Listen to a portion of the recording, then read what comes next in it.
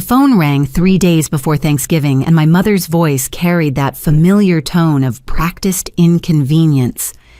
"Aiden, honey, it's just too chaotic this year," she said, sighing as if the weight of hosting had suddenly become unbearable. "Maybe it's better if you skip coming." I stood in my kitchen watching Emma and Noah color turkey drawings at the table and felt my throat tighten.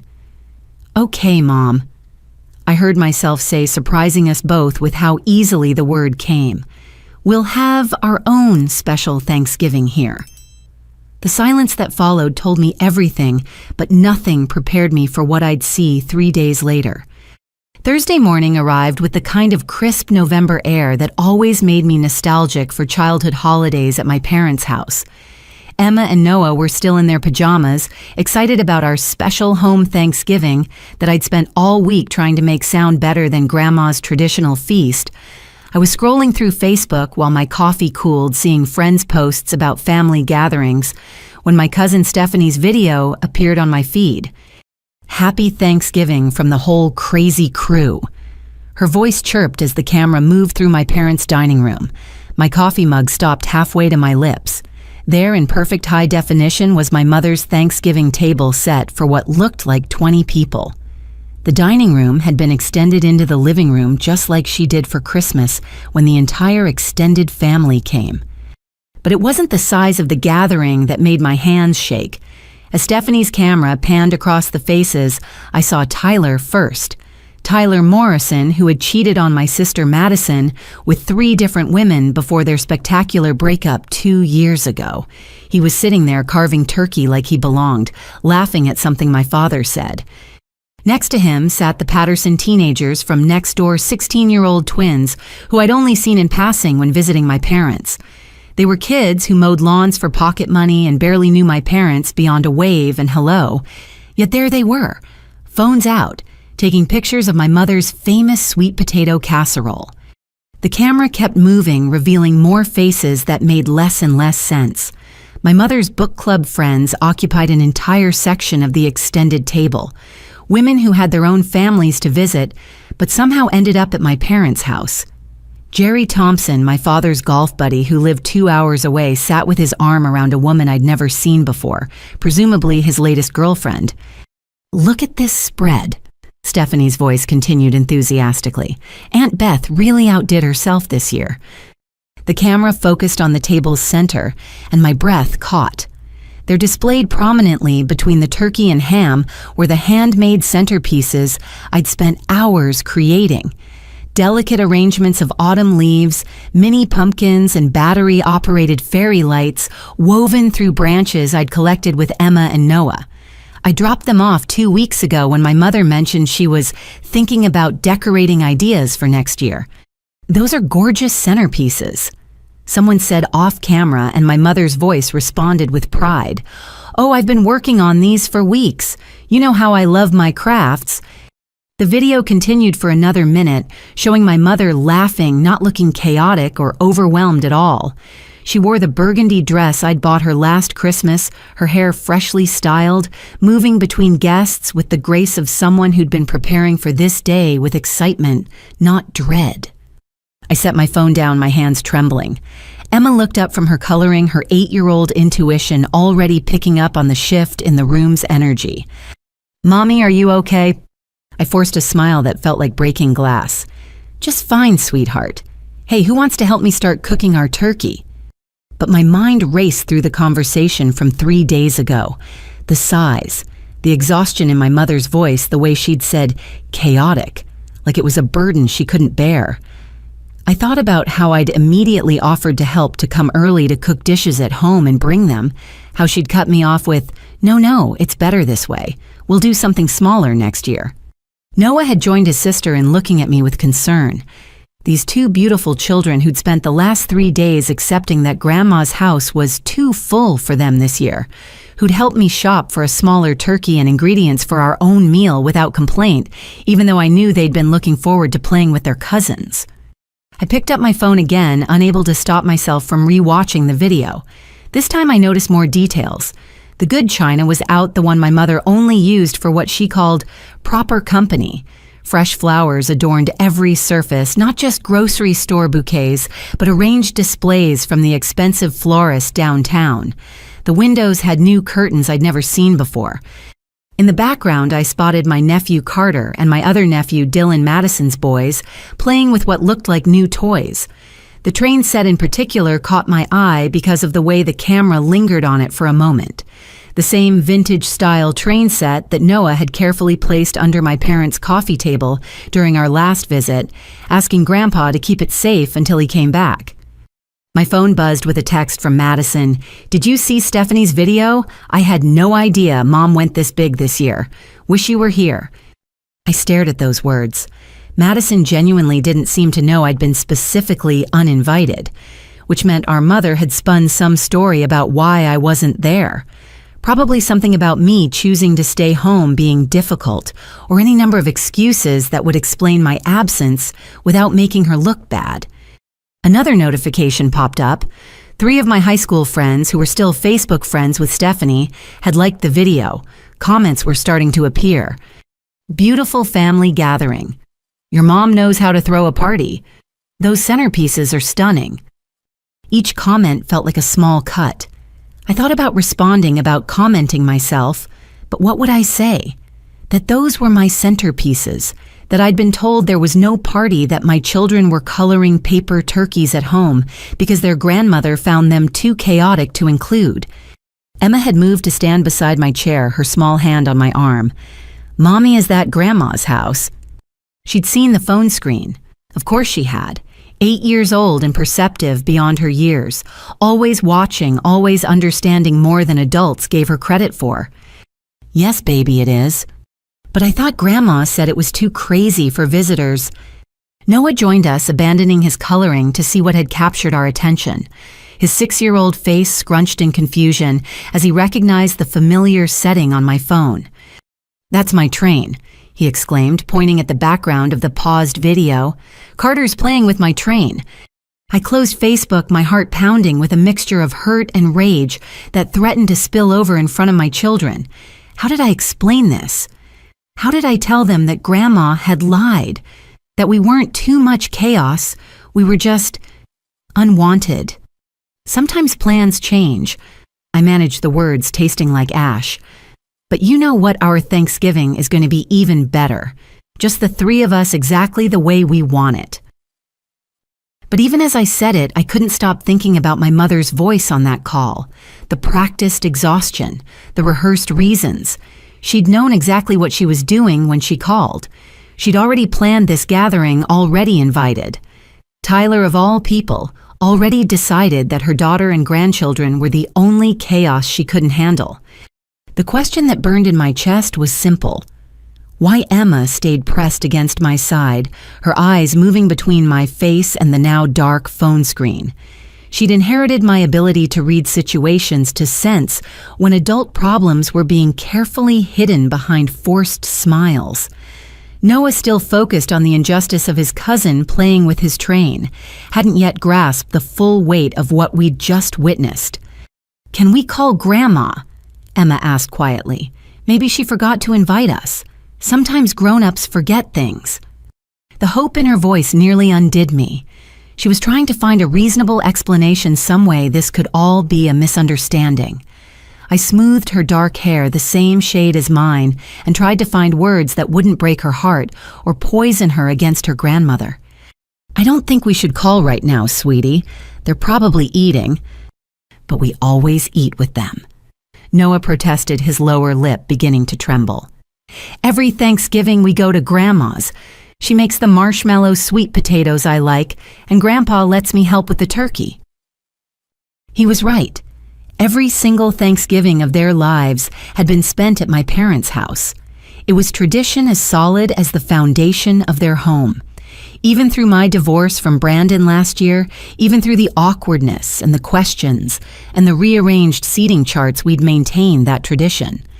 I opened Facebook again, unable to resist the self-torture. This time I clicked on Stephanie's profile to see if there were more videos or photos. There were. A whole album titled "Thankful for Family," with dozens of pictures already uploaded. Emma gasped softly as she saw the images. There was Madison radiant in a green dress posing with our parents. There was a group shot of all the guests raising their glasses in a toast. There was even a photo of the kids' table, where Carter and Dylan sat with the Patterson twins and some children I didn't recognize. "That's where I sit," Noah said, pointing at the kids' table. "Right there by the window. That's my chair." His assigned seat was occupied by a child I'd never seen before, possibly one of the book club ladies' grandchildren. The Thomas the Tank Engine placemat my mother always put out for him was there being used by someone else. Emma straightened suddenly. "Mommy, why is Aunt Madison's old boyfriend there? I thought he was mean to her." Leave it to children to remember what adults pretend to forget. Emma had been 6 when Tyler's cheating scandal exploded across our family.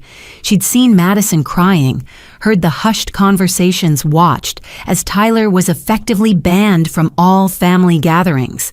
Yet there he was slicing turkey like the past 2 years hadn't happened. "I don't know, honey," I admitted because lying felt worse than the truth. Noah tugged on my sleeve. "Can we go now? If we hurry, we can still have marshmallow potatoes." "We can't go, buddy," Grandma said. I stopped. What had Grandma said exactly? She'd said it was too chaotic. She'd said maybe we should skip. She'd made it sound mutual, like she was doing me a favor by releasing me from an obligation. Emma's eyes narrowed an expression so adult it startled me.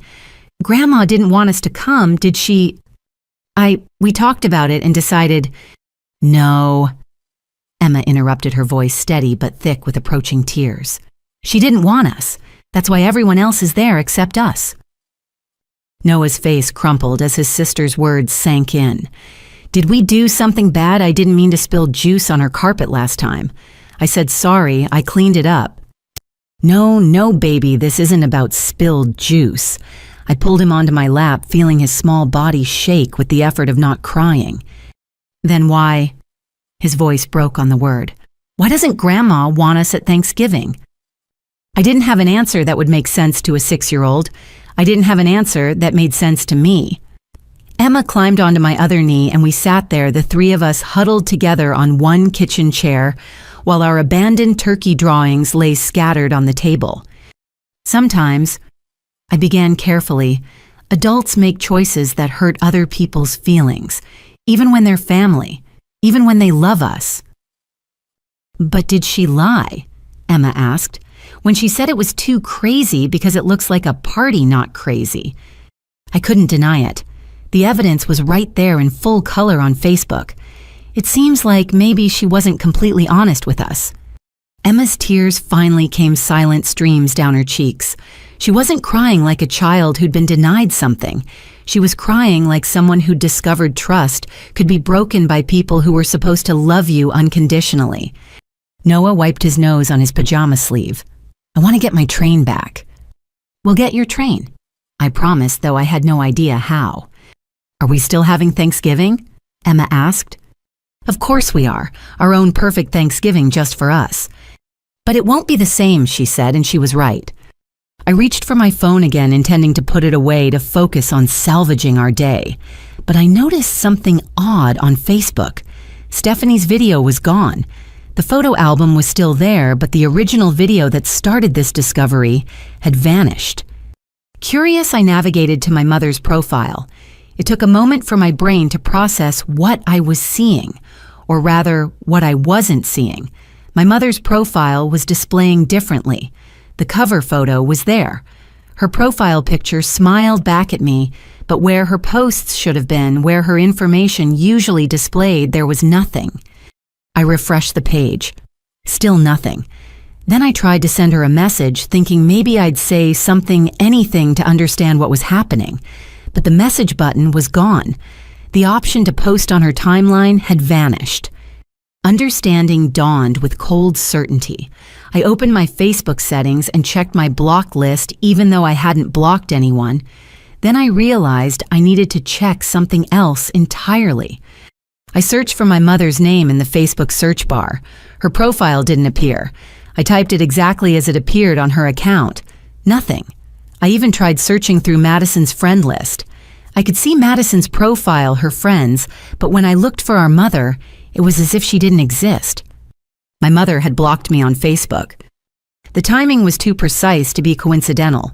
Stephanie posts the video, I see it, and within minutes, my own mother blocks me to prevent me from seeing anything else, which meant she'd been monitoring who was viewing the posts, which meant she knew I might see them, which meant, "Mommy, you're squeezing too tight," Noah whispered. I loosened my grip on my children, not realizing I'd been holding them like life rafts. My mind raced through the implications. My mother had deliberately excluded us from Thanksgiving, lied about the reason, and then blocked me on social media to prevent me from discovering the truth. But Stephanie's video had slipped through before the digital door slammed shut. Emma wiped her tears with determined hands. "We don't need them," she declared with forced bravery. "We don't need any of them for Thanksgiving." But even as she said it, Noah whispered the question that would haunt our entire day. What did we do wrong?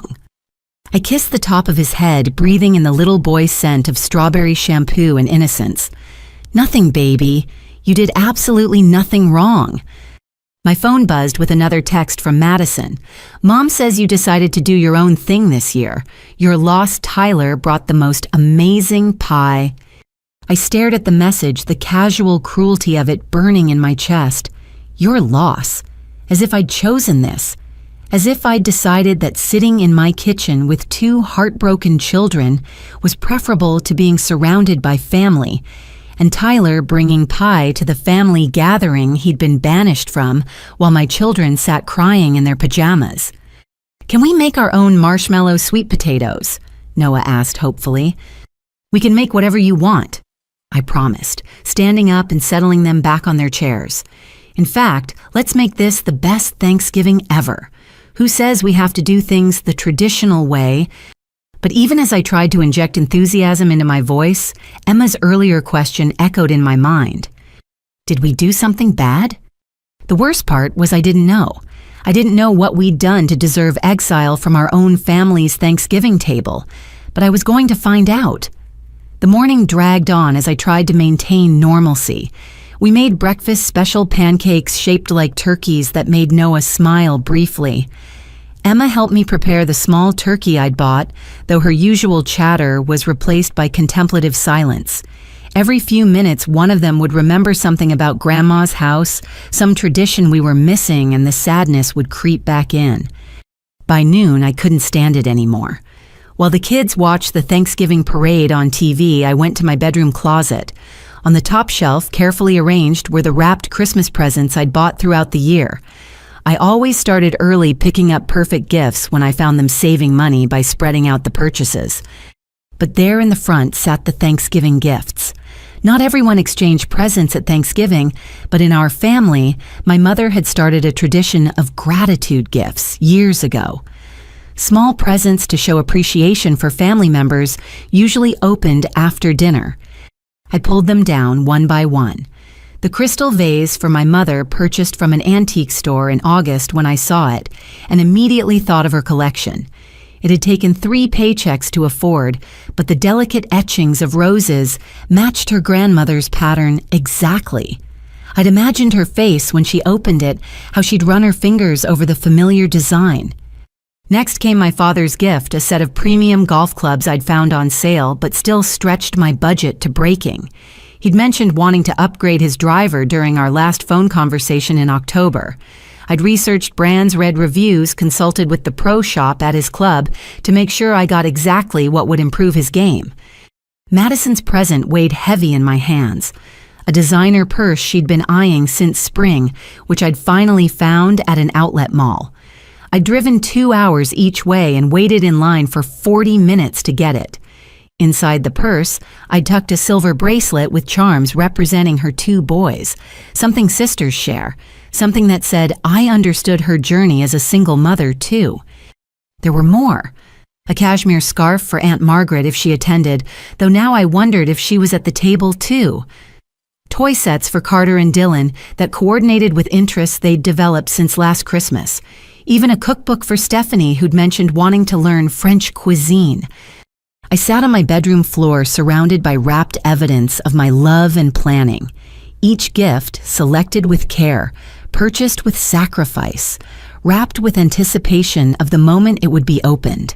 The tags were already written in my careful handwriting with love and gratitude. An idea formed born of hurt and anger, and something else, something that felt like self-preservation. I arranged all the gifts on my bed and took a photo with my phone.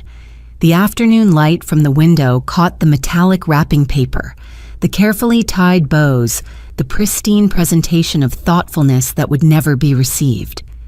I opened the family group text, the one that included my parents, Madison, Jason, and the extended cousins.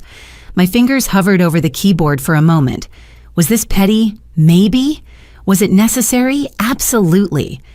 I typed, "Returning these today. Happy Thanksgiving."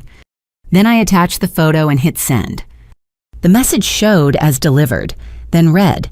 One by one, the read receipts appeared. Mom, Dad, Madison, Jason, Stephanie. Everyone saw it at the same time, presumably while sitting around that Thanksgiving table. I was too chaotic to join. My phone immediately exploded with activity. Messages came so fast I couldn't read them in order. Madison, Aiden, what are you doing? Mom, this is completely inappropriate. We're trying to have a nice meal. Stephanie, OMG drama. Dad, call me, now. But it was Jason's private message that stopped me cold. Mom made us promise not to tell you. She said you'd ruin the mood because of the divorce. I stared at those words, reading them over and over. The divorce. My divorce from Brandon had been finalized 8 months ago. 8 months of rebuilding, of creating stability for my children, of learning to be alone after 10 years of marriage. And somehow that made me toxic to Thanksgiving. Before I could process this revelation, more private messages flooded in. Madison, I honestly didn't know she told you not to come. She said you wanted to do your own thing. Stephanie, your mom said you were being difficult about Brandon not being invited, so you chose to stay home. Each message painted a different picture, a web of lies my mother had spun to explain my absence without taking responsibility for orchestrating it. I screenshot everything. Jason's admission, Madison's confusion, Stephanie's revelation about Brandon, evidence of the elaborate deception my mother had created. The group text continued to ping with messages I didn't read. I was focused on Jason's words. You'd ruin the mood because of the divorce. I thought about every interaction with my mother since the divorce was finalized, the subtle comments about broken homes, the way she'd sighed when I'd returned to my maiden name, how she'd asked more than once if I was sure. I couldn't work things out with Brandon even after I'd told her about his gambling addiction that had drained our savings, his refusal to get help, the way he'd blamed me for not earning enough to cover his debts. My phone rang. Dad. I let it go to voicemail. It rang again immediately. I declined the call. The third time I saw Emma watching from the doorway. Is that Grandpa? Yes, honey. Are you going to answer? I looked at my 8-year-old daughter, wise beyond her years, already learning that family could hurt you in ways strangers never could. Not right now. I need to think first. She nodded and padded back to the living room where Noah was building a fort with couch cushions, creating his own safe space in a world that had suddenly become less secure. The fourth call came with a text. Answer the damn phone, Aiden. But I wasn't ready. Not yet. Instead, I looked at the photo I'd sent at thousands of dollars worth of gifts that represented not just money I didn't really have, but emotional investment in a family that had decided I was too damaged to include. Another private message, this one from an unknown number. I opened it to find a message from someone named Brittany, who identified herself as Jerry's new girlfriend. Hi, I'm so sorry if I took your spot at dinner. Your mom said you couldn't make it because of work. I wouldn't have come if I'd known. Work. Now I was working on Thanksgiving in my mother's version of events. The lies were multiplying, each one tailored to the audience. To some, I was being difficult about Brandon. To others, I was working. To family, I'd chosen to stay home. But to me, she'd simply said I was too much chaos. My father's texts grew more insistent. This is childish. You're embarrassing your mother. Stop being dramatic. dramatic. The word stung. I thought about the quiet acceptance in my voice when I'd agreed not to come, the way I'd swallowed my hurt and tried to make the best of it for my children, the effort I'd put into creating a happy alternative Thanksgiving. Where was the drama in that? But sending the photo of the gifts, that was dramatic. I owned that. It was the first honest thing that had happened all day. Madison called next. I almost answered, but Emma appeared again. "Mommy, the turkey timer went off." Right, we were still having Thanksgiving, our own quiet, small, rejected Thanksgiving. "I'll be right there, sweetie." I stood up, leaving the gifts scattered on my bed, physical reminders of a generosity that wasn't wanted. My phone continued buzzing, but I left it behind as I went to tend to our turkey to maintain the fiction for my children that this was all somehow okay. 20 minutes later, I couldn't resist checking the damage. 47 messages in the family group chat, 12 missed calls, 3 voicemails. But it was a new message from Jason that made my blood run cold. "Dad's on his way to your house. He's really pissed." I looked out my front window. Sure enough, a familiar silver sedan was turning onto my street, moving at a speed that suggested urgency and anger. I had maybe 30 seconds to decide how to handle this. 30 seconds before my father brought their Thanksgiving drama directly to my door where my children were trying to salvage their holiday. 20 seconds. I smoothed my hair and checked my reflection. I was wearing old jeans and a turkey-themed sweatshirt Emma had picked out casual clothes for a casual day at home. But underneath the comfortable exterior, something had shifted. The acceptance was gone, replaced by an anger that felt like armor. 10 seconds. I heard the car door slam, heavy footsteps on my walkway. The doorbell rang with aggressive insistence. Emma and Noah looked up from where they were setting our small table, their faces immediately worried. "It's just Grandpa," I said calmly. "Keep setting the table. I'll be right back." I walked to the door, my spine straight, and prepared to face whatever came next. The doorbell rang again, followed immediately by pounding that rattled the frame. My father had never been a patient man, but this level of urgency was unusual even for him. Through the peephole, I could see his face flushed red, whether from anger or the November cold, I couldn't tell. "Aiden, open this door right now." Emma and Noah stood frozen by the dining table, forks still in their small hands. I gave them what I hoped was a reassuring smile. "Keep setting the table, loves. Grandpa just needs to talk to me for a minute." I opened the door partway, not enough to invite entry, just enough to acknowledge his presence. The blast of cold air carried the scent of his cologne mixed with something else. Wine. He'd been drinking at dinner. "What the hell do you think you're doing?" He didn't wait for pleasantries. "Sending that photo, trying to ruin your mother's dinner." "I'm having Thanksgiving with my children," I replied, keeping my voice level. "The same children who weren't invited to their grandmother's table." "Nobody said you weren't invited." "Dad, please don't lie to me, not today." His face grew redder. "Your mother said it would be chaotic. She suggested and you agreed. Nobody forced you to stay home." "Suggested," I repeated the word slowly. "Is that what we're calling it?" "Don't get smart with me, young lady. You're 32 years old, not 15. This tantrum with the gifts is beneath you." Tantrum. There it was again, the minimization of my feelings into something childish and dismissible. "Those gifts represent months of saving, Dad, months of planning for a holiday I thought I'd be spending with my family." "Then bring them next time. Christmas is right around the corner." "Will we be invited to Christmas, or will that be too chaotic as well?" He shifted uncomfortably, and in that moment I saw something flicker across his face. Guilt. He knew. Of course he knew. "Aiden, can I come in? It's freezing out here." I glanced back at my children, who were pretending not to listen while very obviously hanging on every word. This confrontation belonged outside, not in their safe space. "No. Whatever you need to say, you can say it from there." His jaw tightened. "Fine. You want to do this on your doorstep like common trash. Your mother is in tears. Tears you've ruined her entire holiday with your vindictive little stunt." I ruined her holiday. The laugh that escaped me was bitter. She told me not to come, then blocked me on Facebook when I discovered the truth. But I'm the vindictive one. She didn't block you. You're being paranoid. I pulled out my phone and showed him the screen, my mother's profile, unsearchable, unreachable. His eyes widened slightly, caught off guard by the evidence.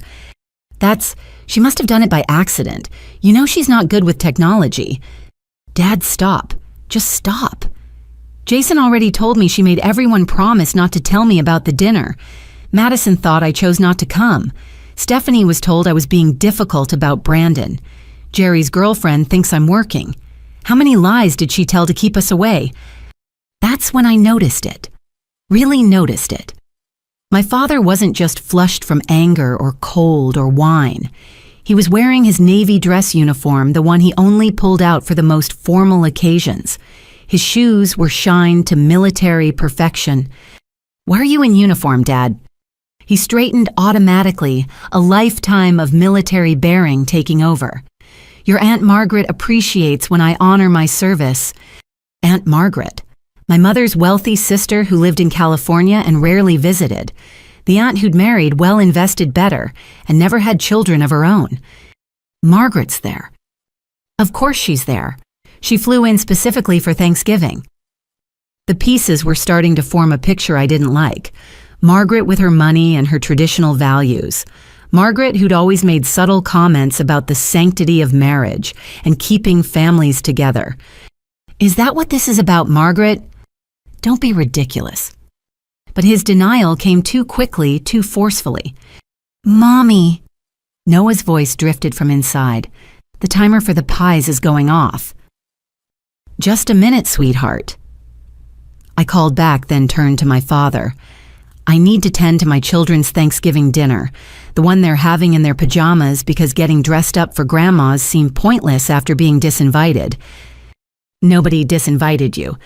Dad, we didn't even make it to the B list. Tyler made the cut. The man who cheated on Madison, who you personally threw out of your house 2 years ago, is sitting at your table right now. But your grandchildren are too chaotic. He opened his mouth, closed it, then opened it again. Tyler, that's different. He and Madison have been talking about reconciliation. This was news to me. Madison and I texted regularly, and she'd never mentioned anything about Tyler beyond hoping he'd lose his new real estate job and have to move back to Ohio. Since when? Look, that's not the point. The point is you're creating unnecessary drama. Just come for dessert. Bring the kids. We'll work this out like a family. Like a family? I echoed. Which family, Dad? The one that includes me and my children, or the performance being staged for Aunt Margaret? His face went from red to purple. How dare you? How dare I point out that Mom's suddenly hosting formal dinners with you in dress uniform when Margaret visits, that my divorce makes the family look bad to her, that having a single mother with 2 kids at the table might affect whatever Mom's trying to accomplish. You're way out of line. Am I? Then tell me I'm wrong. Look me in the eye and tell me this has nothing to do with Margaret and her money. He couldn't. His gaze shifted to the door frame, to the wreath Emma had made at school, anywhere but my eyes. Your mother just wants a peaceful holiday, he said finally. Peaceful. I nodded. And we're not peaceful. We're chaos. That's not what she meant. Then what did she mean, Dad? Help me understand. Because from where I'm standing, she called me 3 days ago and uninvited me and my children from a family holiday. She then told different lies to everyone about why we weren't there. She blocked me on social media to keep me from finding out. And now you're here in your dress uniform that you hate wearing, yelling at me for being upset about it. He deflated slightly, the anger giving way to something more complex. Aiden, it's complicated. No, it's not. It's actually very simple. You chose. Mom chose. You chose Tyler over us. You chose keeping up appearances over your grandchildren. You chose Margaret's approval over our presence. We didn't choose Tyler over anyone. He's literally carving the turkey in Stephanie's video, Dad. The turkey Noah usually helps you with, sitting at a table decorated with centerpieces I made, while my son cries about his train set being played with by other kids. Something shifted in his expression at the mention of Noah. What train set? The vintage one he left at your house last visit. The one he specifically asked Grandpa to keep safe. It's being played with in the background of the photos. He saw it. He cried. For the first time since arriving, my father looked genuinely uncomfortable. He'd bought that train set for Noah at an estate sale, spent hours researching its history, teaching Noah about different types of engines. It was their thing. I didn't know it was out, he said quietly. There's a lot you don't know, Dad. Like how Emma asked if we did something bad. How Noah thinks spilling juice on Mom's carpet is why we're not welcome. How I had to lie to them about why Grandma's house is full of everyone except us. You didn't have to lie. You could have told them. Told them what? That their grandmother finds them too chaotic. That their grandfather went along with it. That their family considers them disposable when someone with money comes to visit. He flinched at disposable, and I knew I'd hit close to truth.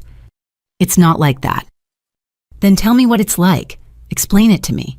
Make it make sense. He stood there, this man who'd taught me to stand up for myself, who'd raised me to value truth and loyalty wearing his uniform like armor while defending the indefensible. Your mother, she's been planning this visit with Margaret for months. There are considerations. Financial considerations. His silence was answer enough. Is she changing her will? Is that what this is about? Aiden, just tell me the truth, Dad. For once today, just tell me the truth. He looked over his shoulder at his car, probably wishing he'd never made this drive. When he turned back, his face had aged years in minutes. Margaret's been making noise about her estate. She's traditional. She believes in certain values. Your mother thought what, that hiding her divorced daughter and grandchildren would secure an inheritance? She thought presenting a united, stable family would make the best impression. And I'm not stable because I left a gambling addict who drained our accounts. He held up his hands. I'm not saying it's right, but you went along with it. He stopped, probably realizing that any explanation would only dig the hole deeper. Behind him, I saw curtains move in the house across the street. The neighbors were getting a show. The divorced woman and her father arguing on Thanksgiving. How chaotic. How unstable. Dad, I need you to leave now. Aiden, please. Just come for dessert. We can smooth this over. Smooth it over, like wallpaper, over a crack. Pretend it didn't happen. Show up smiling so Margaret sees one big happy family. Would that be so terrible for the sake of peace? I thought about that question, really considered it. The old Aiden would have said yes, would have bundled up the kids driven over with the gifts, smiled through the hurt, kept the peace at any cost. But that Aiden had believed her family's love was unconditional, that Aiden hadn't watched her children cry over being excluded, that Aiden hadn't yet realized she'd been assigned a value based on her marital status, and that value was less than zero. Yes, I said finally. It would be terrible. It would teach my children that their feelings don't matter, that they should accept being treated as second class in their own family, that keeping up appearances is more important than truth. You're being overdramatic, and you're being a coward. The word hung between us sharp and final. My father, the decorated veteran, the man who'd faced enemy fire, flinched as if I'd slapped him. How dare you? How dare I call it what it is? You're so afraid of Mom's reaction of disrupting Margaret's visit, of losing out on whatever financial carrot is being dangled, that you're willing to sacrifice your relationship with your daughter and grandchildren. Nobody's sacrificing anything. Aren't you? When was the last time you stood up to Mom about anything? When did you stop being the man who taught me right from wrong and become someone who just follows orders to keep the peace? His face crumbled, then the anger collapsing into something rawer. It's not that simple when you're married for 40 years, Aiden. You make compromises. This isn't a compromise, Dad. This is capitulation. This is wrong, and you know it. A small voice behind me made us both turn. Mommy, the pies are burning. Noah stood in the doorway, tears streaming down his face. Not because of the pies, I realized, but because he'd heard everything. His grandfather yelling his mother being called dramatic, the confirmation that we really weren't wanted. "Go help Emma, baby, I'll be right there." But he didn't move. He stood there staring at his grandfather with those huge brown eyes, Brandon's eyes, the eyes my mother probably didn't want to see at her dinner table. My father took a step forward. "Noah, you were supposed to save my train," Noah said quietly. "You promised to keep it safe for me." The words were a gut punch to us both. Such a small promise, such a simple trust, and even that had been broken in favor of other children, better children who came from intact families. My father's hand reached toward his grandson, then fell uselessly to his side. "I'm sorry, buddy. I didn't know." "Yes, you did," I said softly. "You just chose not to care." He turned back to me, and for a moment I saw my real father, not the uniformed prop at Margaret's dinner table, but the man who'd taught me to ride a bike, who'd walked me down the aisle, who'd held Emma and Noah minutes after they were born. "Aiden, You should go, Dad. Your dinner's getting cold." He stood there for another moment, torn between the family behind him and the family in front of him. Then he straightened his uniform, becoming once again the man my mother needed him to be. "This conversation isn't over," he said. "Yes, it is." I closed the door quietly, denying him the dramatic slam he probably expected. Through the window, I watched him walk slowly back to his car, his military bearings slightly stooped. Noah flew into my arms and I held him tight, breathing promises into his hair that I wasn't sure I could keep. Behind us, smoke was indeed beginning to drift from the kitchen. "Come on," I said, forcing cheer into my voice. "Let's save those pies. We're not letting anything else ruin our Thanksgiving." But as we rushed to the kitchen, Emma pulling blackened pies from the oven while Noah opened windows, I couldn't stop thinking about my father's visit. He'd come to scold me about the gifts, but he'd revealed so much more. Margaret, money, traditional values. My divorce hadn't just ended my marriage. It had apparently ended my value as a daughter, a sister, a family member worth including. And everyone from my mother to my father to Tyler at the turkey station had decided that was acceptable. The question that burned as we scraped burnt crust off salvageable pie filling was simple. What else had they decided about me without my knowledge? And more importantly, what was I going to do about it? After my father left, we salvaged what we could of the pies.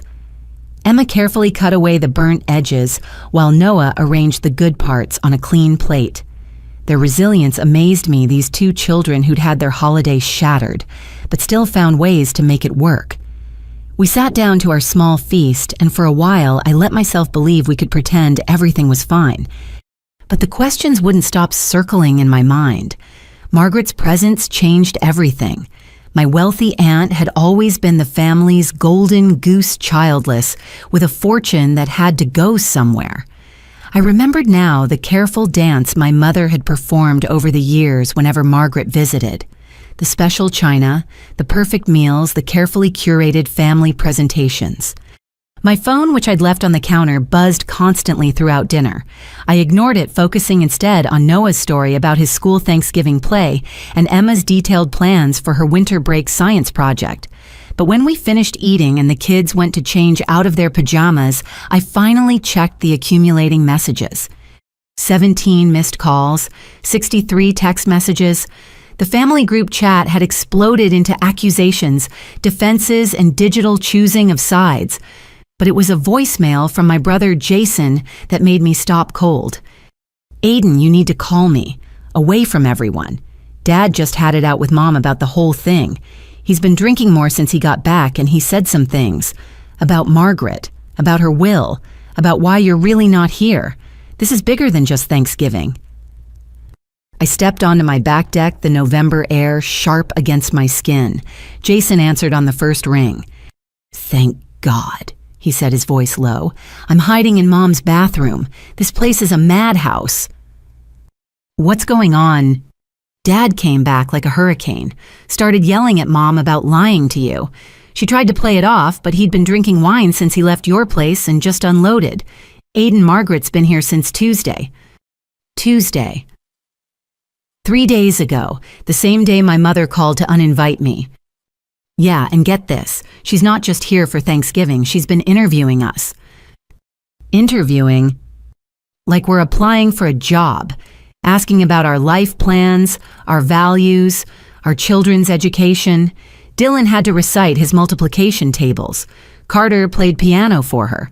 Madison had to show her business plan for her boutique. My stomach turned, and Mom knew this was happening. Knew Aiden she orchestrated it. She's been coaching everyone. That's why Tyler's here. Mom's been pushing Madison to reconcile because Margaret believes in keeping marriages intact and working through difficulties. But Tyler cheated with 3 different women. Doesn't matter. A bad husband is better than no husband in Margaret's book. And in Mom's, if it means... He paused. I could hear voices in the background, someone calling his name. If it means securing Margaret's inheritance, she's worth about $12 million, Aiden, and she's been making noises about where it should go. Mom's desperate to keep it in the family. $12 million. The number sat heavy in the air between us. So I was excluded because I'm divorced. It's worse than that. His voice dropped even lower. Mom's been telling Margaret things about your marriage, about Brandon, but not the truth. What has she been saying? That you threw away a good marriage because you were bored, that you poisoned the kids against their father, that you're unstable, possibly bipolar, definitely going through some kind of breakdown. Each word hit like a physical blow. My own mother spinning lies about my mental health, my character, my parenting. But everyone knows Brandon had a gambling problem. He admitted it in court. It's in the divorce records. Mom's convinced Margaret those were your accusations to get a better settlement. She's painted Brandon as a victim of a vindictive wife. And Aiden, Brandon's been backing her up. The room spun slightly. What do you mean, backing her up? He's been in contact with Mom, regular phone calls, coffee meetings. She's been getting his version of events and presenting it to Margaret as truth. He was at dinner.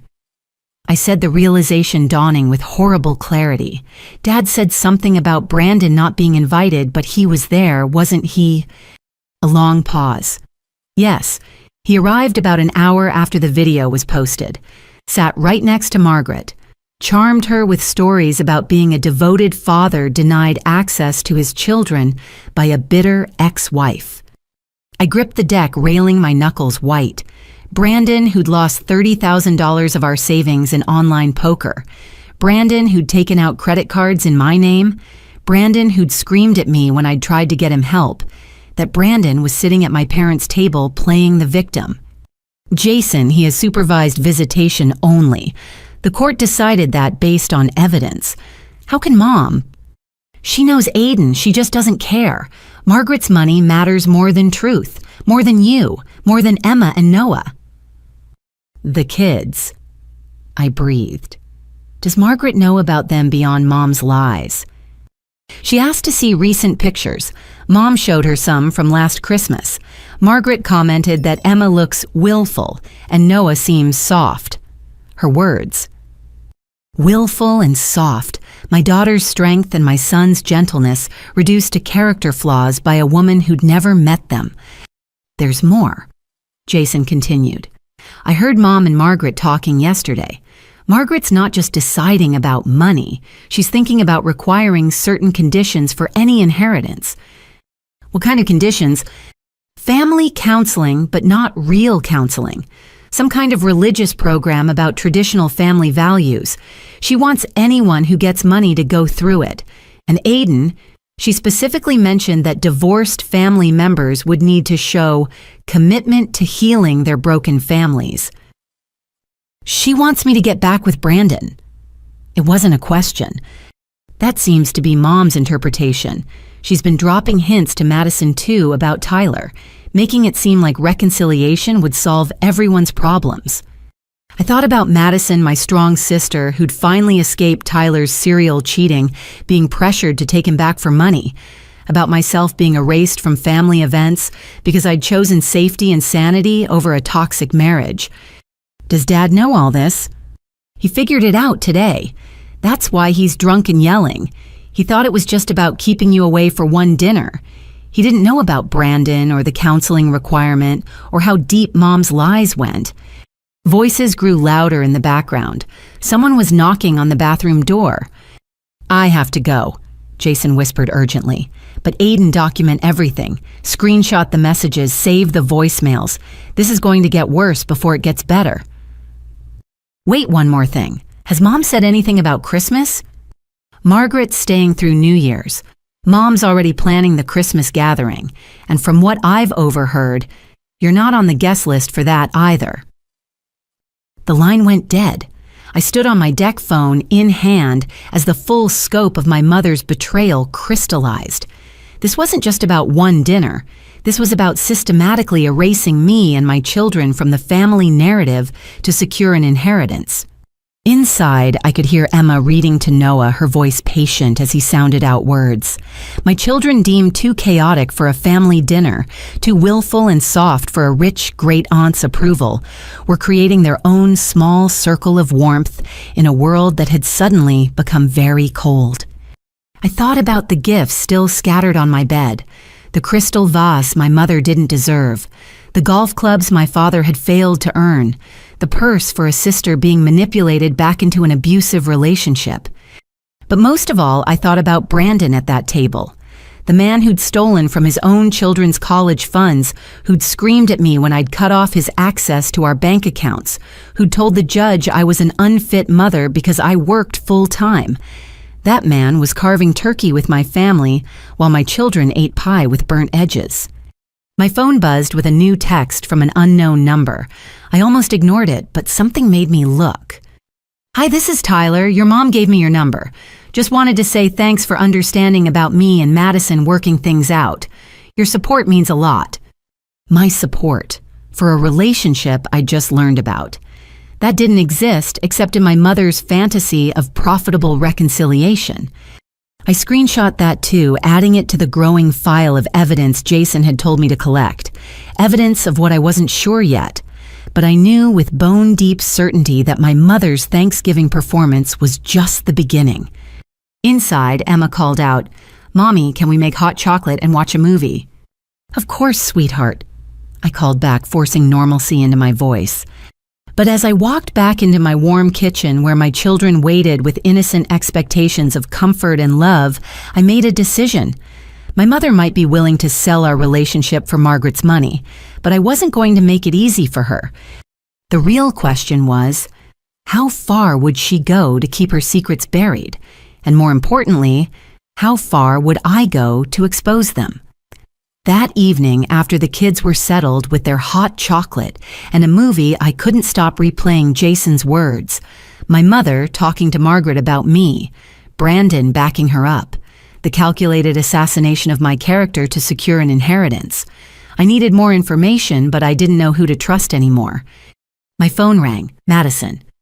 I almost didn't answer, but something in me needed to hear her voice to gauge where my sister stood in all this. Aiden, what is going on? Mom's locked herself in her room, Dad's drinking scotch like it's water, and Aunt Margaret keeps asking pointed questions about everyone's life choices. Where are you calling from? My car. I had to get out of there. Tyler won't leave, and he keeps trying to hold my hand in front of everyone. Mom practically shoved us together for photos earlier. Madison, what's this about you two reconciling? A long silence. There's no reconciliation. He showed up uninvited 3 hours early and Mom just welcomed him in, told me to be civil. Then during dinner, she kept talking about forgiveness and second chances, while Margaret nodded approvingly. You need to know something. Mom's been telling Margaret you two are getting back together. What, Aiden? I haven't even spoken to Tyler in over a year. The restraining order just expired last month. Restraining order. This was news to me. I never told you. After the cheating, he started showing up at my work, my gym, the boys' school. Nothing technically illegal, just always there. I finally got a temporary order. Mom said I was overreacting. My sister's voice carried a weight I recognized. The exhaustion of not being believed, of having your reality questioned by people who should protect you. Madison, there's more you need to know. I told her about Jason's call, about the inheritance conditions, about our mother's campaign to paint us both as unstable women who'd thrown away good marriages. Oh my God, she breathed. That's why Mom's been so weird lately. Last week she asked if I'd considered that maybe Tyler's cheating was a cry for help Aiden. Like sleeping with my best friend was therapy. She's desperate for Margaret's money, desperate enough to throw us both under the bus. But why Mom and Dad aren't poor? They have their retirement, the house is paid off. I'd been wondering the same thing. Our parents were comfortable, not wealthy, but certainly not struggling. Why this sudden desperation for Margaret's millions? I don't know, but I'm going to find out. Aiden, I have to tell you something about Brandon being here. Madison's voice dropped. He cornered me in the kitchen earlier, said he's been documenting every time you've been difficult about visitation, building a case to change the custody agreement. My blood ran cold. What kind of documentation? Text messages where you asked to change pickup times, photos of the kids looking sad after transitions, though he admitted he took them out of context. He even mentioned that you'd been unstable on Thanksgiving, sending hostile messages to the family and causing drama. But that just happened today. I know, but he already had it typed up on his phone ready to add to some file. Aiden, I think he and Mom have been planning this together. I sank onto my couch, the weight of betrayal crushing. My ex-husband and my mother conspiring to paint me as an unfit parent. The cruelty of it took my breath away. How long do you think they've been talking? I found a Christmas card from him in Mom's desk last week when I was looking for stamps. From last year, 9 months ago when your divorce was still being finalized. He thanked her for her support during this difficult time. 9 months. While I was fighting for fair custody arrangements, while I was proving Brandon's gambling addiction in court, while I was protecting my children's futures, my mother was corresponding with him behind my back. Madison, you have to get out of there. Don't let them pressure you about Tyler. I'm trying, but he blocked my car in. I'm waiting for someone to move so I can leave.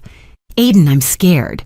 The way Mom's talking, the way she keeps mentioning Margaret's generous nature and looking at me, it's like she's willing to serve me up on a platter. Screenshot everything. Record conversations if you can. Jason said to document it all. Already started. I have 3 videos of Mom pushing Tyler on me while Margaret watches. And Aiden, I overheard something else. Mom told Margaret that you're preventing the kids from seeing their father, that you're using them as weapons in the divorce. The irony was breathtaking. Brandon had supervised visitation because he'd driven drunk with the kids in the car, something that came out during the divorce proceedings. I'd never prevented visits. I'd insisted on supervision for their safety. The truth doesn't matter to her anymore, I said quietly. No, it doesn't. And Dad, Jason said he figured it out today. He's drunk and angry, but apparently not angry enough to actually stop it. Madison laughed bitterly. Sounds about right. Stand up to Mom or protect his comfortable life. We know which one Dad always chooses. In the background, I could hear muffled voices from her phone, male voices getting closer to her car. Madison. Tyler and Brandon are walking toward my car, together, like they're best friends. I have to go. Be careful. Text me when you're home safe. Aiden, I'm sorry I didn't know about you being uninvited. I would never have gone if I'd known the truth. I know. We're going to get through this. Both of us. We survived bad marriages. We can survive our mother's greed. The line went dead. I sat in the growing darkness of my living room, the TV casting shifting lights across the walls. Emma and Noah were engrossed in their movie, blissfully unaware that their uncle by marriage was outside their aunt's car with their father. 2 men who had no business being at a family gathering, much less collaborating. My phone buzzed. A text from a number I didn't recognize, but the area code was familiar. Margaret's California area code. Aiden, this is your Aunt Margaret. I've heard concerning things about your recent behavior. Your mother has shown me the disruptive messages you sent during our family gathering. I think it would be best if we spoke directly. I'll be in town through New Year's and expect you to make time for a proper conversation about your future and your children's well-being." The audacity of it stole my breath. My future, my children's well-being, as if she had any right to either.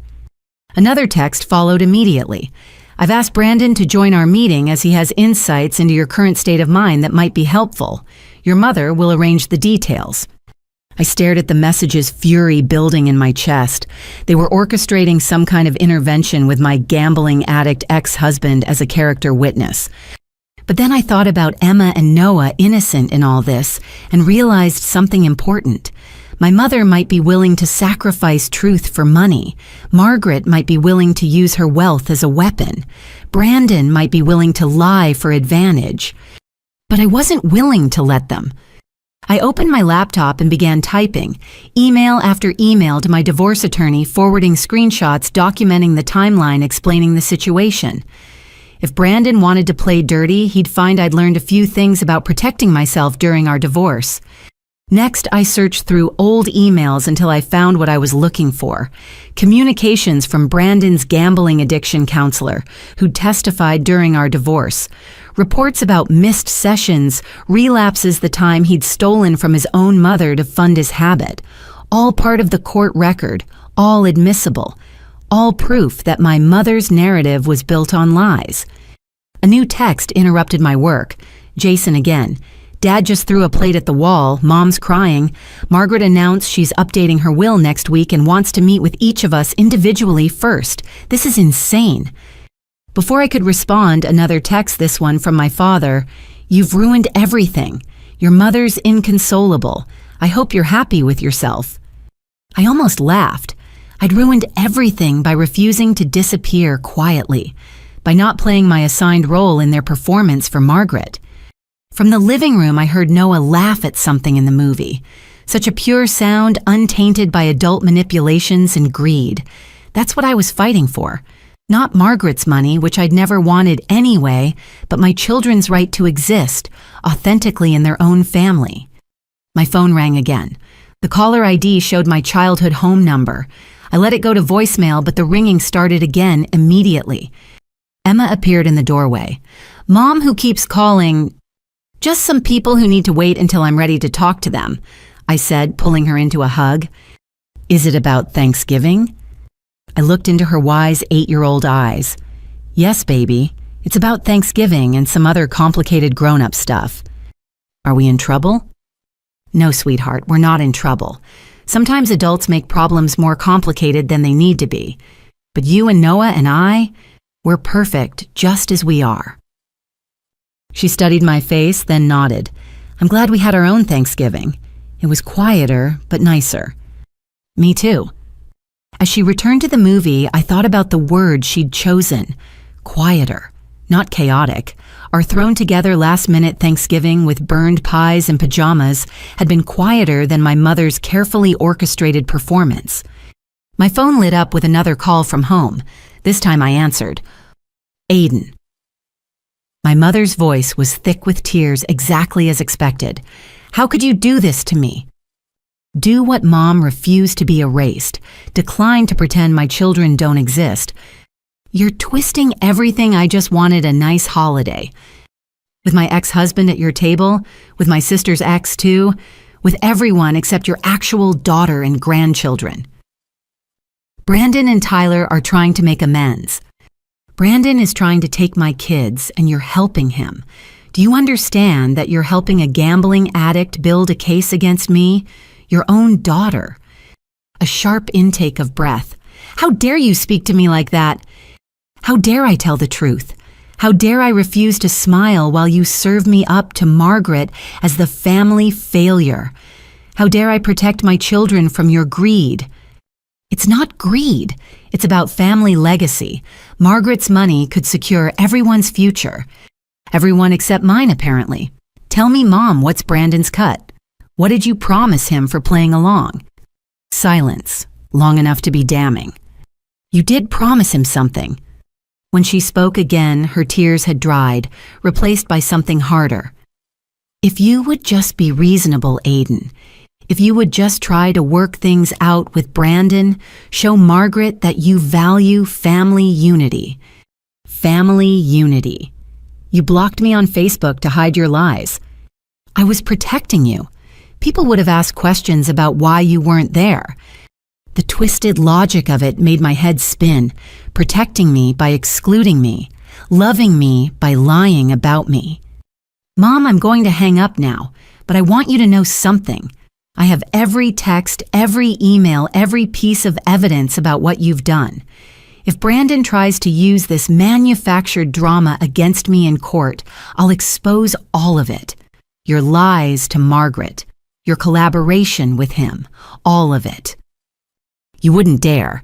The family reputation you invited 2 cheating ex-boyfriends to dinner and lied about your daughter's mental health.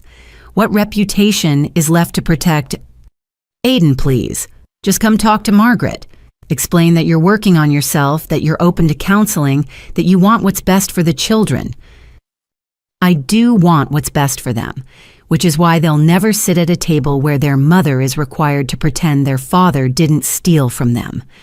Goodbye, Mom. I hung up my hands shaking, but my resolve firm. The battle lines were drawn. On one side, my mother's greed and Margaret's money. On the other, my children's right to have a mother who refused to pretend abuse was love. The war for our family's truth had officially begun. Sleep didn't come easily that night. I lay in bed, replaying conversations, analyzing betrayals, planning defenses against attacks I could see coming. By morning, I'd made lists, mental and physical, of what I needed to do to protect myself and my children from the storm my mother had created. The kids woke up to the smell of pancakes, my attempt at normalcy after yesterday's chaos. They didn't need to know that I'd been up since 4 consulting legal documents and reviewing custody agreements. They just needed breakfast and a mother who seemed steady. Can we put up Christmas decorations today? Noah asked, syrup dripping down his chin. Since we're staying home more now. The innocence of his acceptance broke my heart. He'd already internalized that we'd be staying home, that Grandma's house was off limits. 6 years old and adapting to rejection with the resilience children shouldn't need. Of course we can, I said. We'll make this the most decorated house on the street. Emma looked up from her plate. Will we go to Grandma's for Christmas? I dreaded this question. I don't think so, honey, but we'll make our own wonderful Christmas. Good, she said firmly. I don't want to go where they lie to us. My phone charging on the counter began its morning symphony of notifications. I'd turned off the sound overnight, but the screen lit up repeatedly with messages I wasn't ready to face. Mom, your phone is having a party, Noah observed. Let it party without me for a while, I said, refilling his juice. But I couldn't ignore the knock at the door that came just as we finished breakfast. Through the peephole, I saw Stephanie, my cousin, holding a manila envelope and looking uncomfortable. Kids, go get dressed, I said. We'll do decorations after. They scampered upstairs as I opened the door. Stephanie stood there in yesterday's clothes makeup, smeared clearly, having not been home yet. Can I come in? She asked. I have something you need to see. I let her in, noting the way she clutched the envelope like it might escape. We sat at my kitchen table, the same one where my children had eaten Thanksgiving dinner in their pajamas. I couldn't sleep last night, she began, after everything that happened, all the yelling and crying and accusations. So I did something I probably shouldn't have. She slid the envelope across to me. I went through your mom's office while everyone was dealing with the drama. I found these. Inside were photocopies of documents, legal-looking papers with Margaret's letterhead, financial statements, and at the bottom, a contract of sorts. Read the 3rd page, Stephanie instructed. I flipped to it and my blood ran cold. It was a draft agreement dated 2 months ago outlining terms for potential inheritances. The language was dense with legal terminology, but certain phrases leaped out. Recipients must demonstrate commitment to traditional family structures. Divorce parties may be eligible upon proof of reconciliation efforts. Minor children's trusts contingent upon stable 2-parent households. She's not just talking about leaving people out of the will, I said slowly. She's putting conditions on the children's inheritance, too. Stephanie nodded. Keep reading, page 5. Page 5 was worse. It outlined a family restoration program that potential heirs would need to complete, a 6-month course on biblical marriage principles and child rearing in faith. Successful completion required testimony from restored partners that reconciliation was genuine. Brandon would have to testify that I'd genuinely tried to reconcile, I said, understanding dawning. That's why Mom's been meeting with him. She needs his cooperation to make me eligible. And Tyler for Madison, Stephanie confirmed. But look at the last page, the part about current marriages. The final page discussed how current inheritances would be structured. Intact marriages would receive lump sums. Divorced individuals who completed reconciliation would get trusts with conditions. But there was a special section for resistors to family restoration. Those who refused reconciliation efforts would not only be excluded from inheritance, but would be cited in the will as examples of family breakdown, with their stories used as cautionary tales for younger generations. Margaret intended to weaponize her will using shame as much as money to control behavior. She wants to make examples of us, I breathed, to literally write our failures into her will as warnings to others. That's what the fight was really about last night, Stephanie said. After you sent the gift photo and your dad came back drunk, things exploded. He accused your mom of selling out her daughters for money. She said she was trying to save you from yourselves. Then Margaret announced she'd moved up the timeline. Timeline. She was going to wait until after Christmas to finalize everything. But after yesterday's drama, she wants to meet with everyone this week and finalize her will before she leaves. Your mom panicked. Started calling Brandon right there at the dinner table, telling him they needed to accelerate their plan. I stared at the documents. You heard her say that. Everyone heard her. She wasn't even trying to hide it anymore. Said something about how you'd forced her hand with your stunt, and now they'd have to move to phase 2 early. Phase 2. Stephanie shifted uncomfortably. I don't know what that means. But Brandon seemed to. He left right after, said he had calls to make. My mind raced. What could phase 2 be more false documentation? An ambush meeting with Margaret. Something worse. There's one more thing, Stephanie said quietly. I heard Brandon on the phone in the parking lot when I was leaving.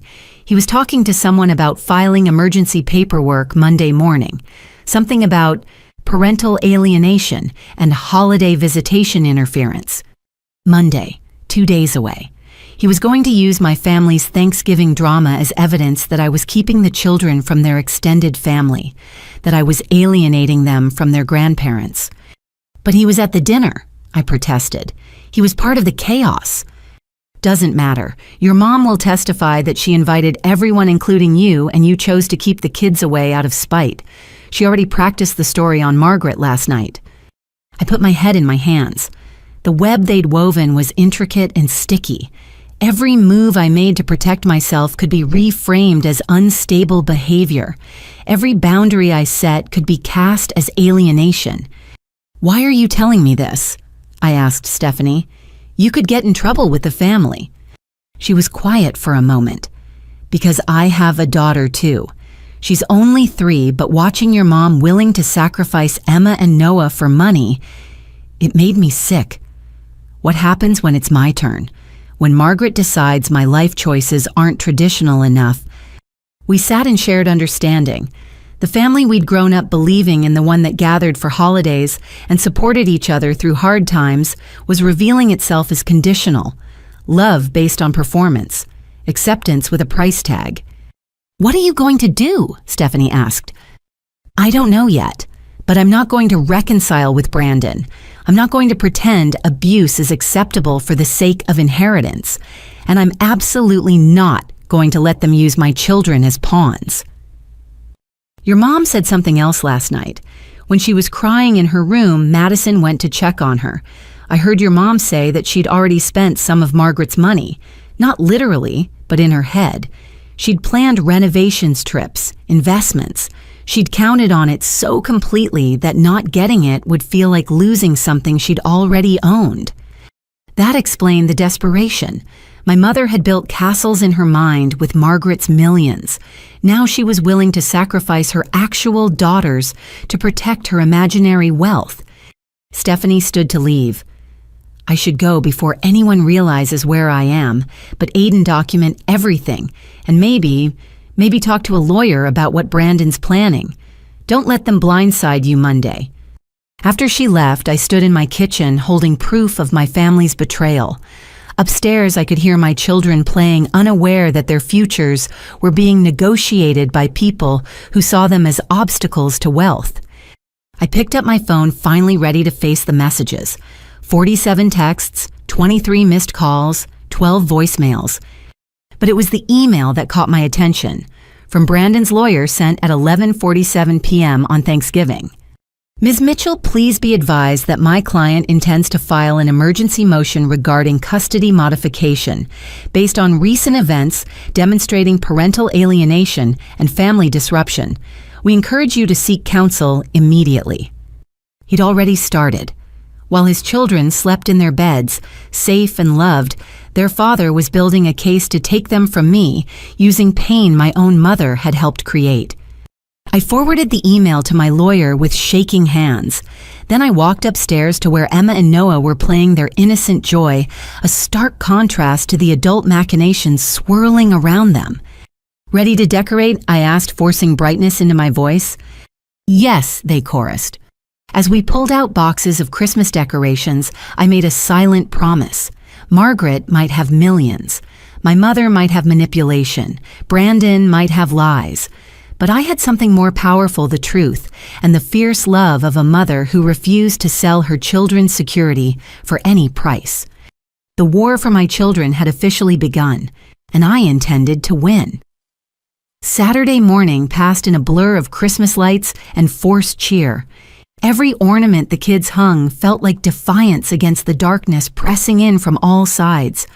I helped Noah untangle strings of lights while Emma carefully placed her handmade decorations from school, but my mind kept circling back to Brandon's email. Emergency motion, custody modification. The words pulsed like a migraine. Just after lunch, while the kids were outside building a snowman in the thin November snow, I finally opened my laptop to check my email properly. What I found there stopped my heart. My lawyer Janet Chen had already responded to my forward, but it wasn't just a reply. It was a full email chain, and she'd managed to get copies of documents Brandon's lawyer had prepared but not yet filed. Aiden, call me immediately. Brandon's filing is worse than we anticipated. He's not just claiming alienation. Look at the attached documents. I opened the attachments with trembling fingers. The first was Brandon's declaration, 6 pages of twisted truth and outright lies. According to his version of events, on Thanksgiving Day, despite repeated attempts to include her in family festivities, Ms. Mitchell chose to isolate the children from their extended family, causing severe emotional distress. When family members attempted to rectify the situation, she responded with hostile messages designed to create conflict and discord. This pattern of alienating behavior has escalated since our divorce with Ms. Mitchell, consistently undermining the children's relationships with paternal and maternal relatives who maintain contact with me. I had to read it twice to process the audacity. He was claiming that my exclusion from Thanksgiving was somehow my choice, that I was the one creating conflict. But it got worse.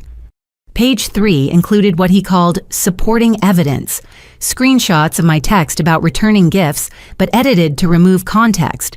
Photos from Thanksgiving showing him with my parents, Madison, and others painted as family members concerned about the children's isolation.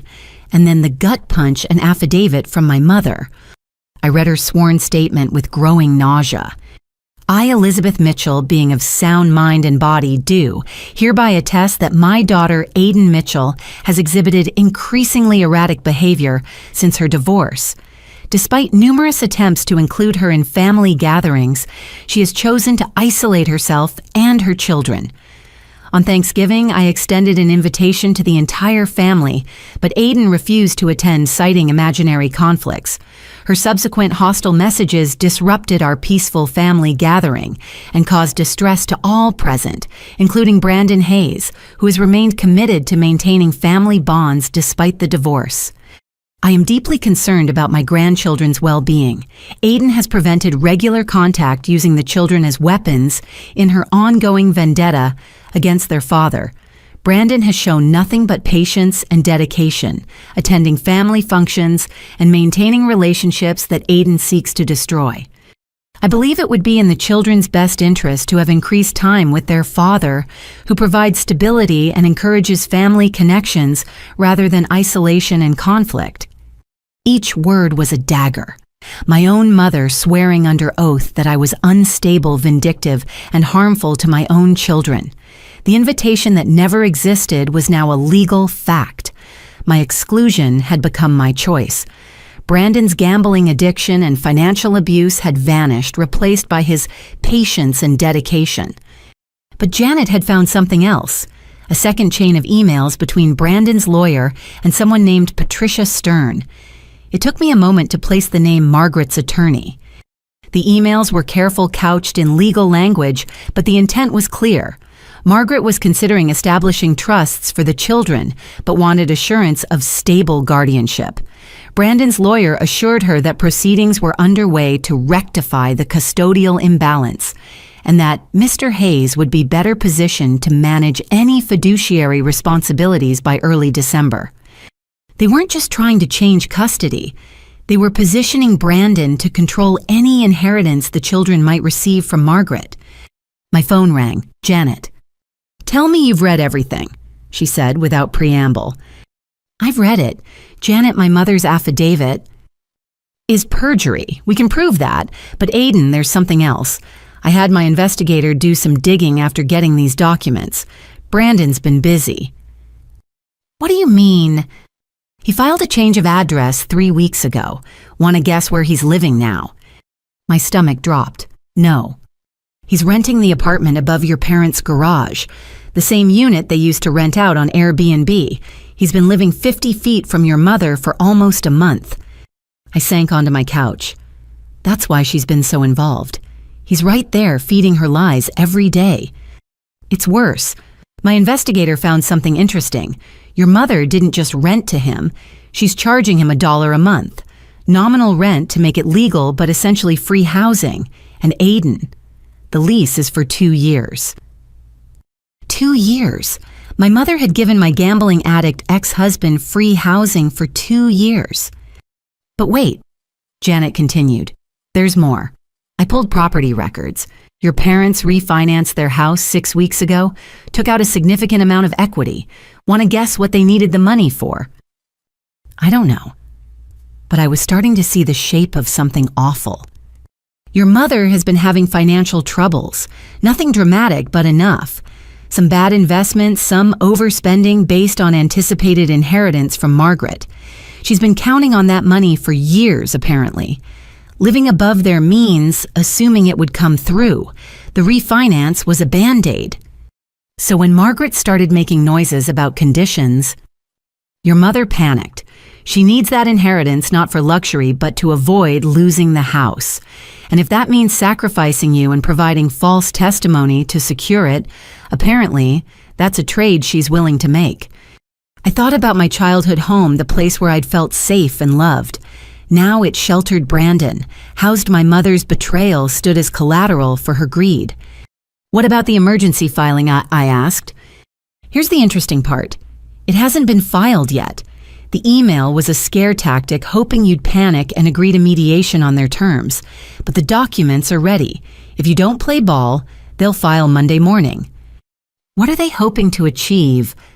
Based on these documents, they want to flip the custody arrangement. Brandon would become primary custodial parent, with you getting every other weekend. They're claiming parental alienation, mental instability, and failure to encourage family relationships. Your mother's affidavit is their cornerstone. But the court already determined custody based on his gambling addiction, the drunk driving incident. which they're claiming you exaggerated or fabricated. They have your mother saying she's never witnessed any concerning behavior from Brandon. They have photos of him at family gatherings you were absent from. They're building a narrative that you're the problem parent. I watched my children through the window, Noah's mittened hands patting snow, while Emma directed the snowman construction. They had no idea their world was under attack. Janet, what do we do? First, we file our own emergency motion. Monday morning, before they can file theirs, we ask for a restraining order preventing Brandon from filing false pleadings. We include evidence of the conspiracy between him and your mother. We show the court what's really happening. What evidence do we have? Your cousin's testimony about Thanksgiving. The screenshots showing you were specifically uninvited. The Facebook blocking. The fact that Brandon was at a dinner you were excluded from, then claimed you chose not to attend. We paint the real picture, a grandmother so desperate for inheritance, she's willing to lie under oath to steal custody from her own daughter. Will that be enough? There's one more thing. The drunk driving incident with Brandon, I pulled the police records. Your mother was the one who called 911 that night. She reported him driving erratically with the children. Her witness statement from that night completely contradicts her current affidavit. Relief flooded through me. She can't claim she never saw concerning behavior when she's the one who reported it. Exactly. But Aiden, you need to prepare yourself. This is going to get ugly. Your mother's already shown she's willing to lie under oath. Brandon's living in her backyard plotting against you. Margaret's money is motivating everyone. You're going to need to be strong. What about the kids? Do I tell them anything? Not yet, but document everything. If they say anything about missing grandma, write it down with dates and times. If Brandon misses supervised visitation, document it. Every text, every email, every interaction. We're building a case that shows who's really putting the children first. After we hung up, I sat in the quiet of my house processing the full scope of betrayal. My mother hadn't just excluded me from Thanksgiving. She'd been planning this for months. Housing Brandon, refinancing the house, preparing false testimony, all while smiling at me, accepting my gifts, pretending to be my mother. My phone buzzed. Another unknown number, another California area code. Aiden, this is Patricia Stern, your Aunt Margaret's attorney. I'm calling to schedule a meeting regarding your children's potential trust funds. Would Monday afternoon work for you? Mr. Hayes has indicated he'll be available to discuss custodial arrangements that would best protect the children's financial interests. I didn't respond. Let them wonder. Let them worry. Monday morning, while they were preparing their ambush meeting, I'd be in court filing papers that would expose the entire conspiracy. Emma and Noah burst through the door, cheeks red with cold eyes, bright with joy. "Mommy, come see our Snow family," Noah exclaimed. "We made a mommy and 2 kids." "No, Daddy," I asked, though I knew the answer. Emma shrugged. "We don't need one. Our Snow family is perfect just like us." I hugged them both, these resilient children who'd already learned to create complete families without all the traditional pieces. They didn't need Margaret's money or my mother's approval or Brandon's manufactured concern. They needed exactly what they had, a mother who would fight the whole world to keep them safe. "You're right," I told them. "Our family is perfect exactly as it is." But even as I said it, I prepared for the battle ahead. Because perfect or not, our little family was under siege. And Monday morning, I would begin fighting back with the most powerful weapon. I had the truth documented, dated, and filed with the court. The conspiracy might be vast, but it had one fatal flaw. It required everyone to maintain their lies perfectly. And in my experience, liars always eventually trip over their own fabrications. I was counting on it. Sunday arrived with deceptive calm. I'd spent Saturday night organizing documents, creating timelines, preparing for Monday's court filing. The kids thought I was working on Christmas preparations, and in a way, I was. Protecting their stability was the only gift that mattered. Around noon, my phone rang. Stephanie again, but this time she sounded drunk. "Aiden, I'm at the worst family brunch in history, and I need to tell you something before I lose my nerve."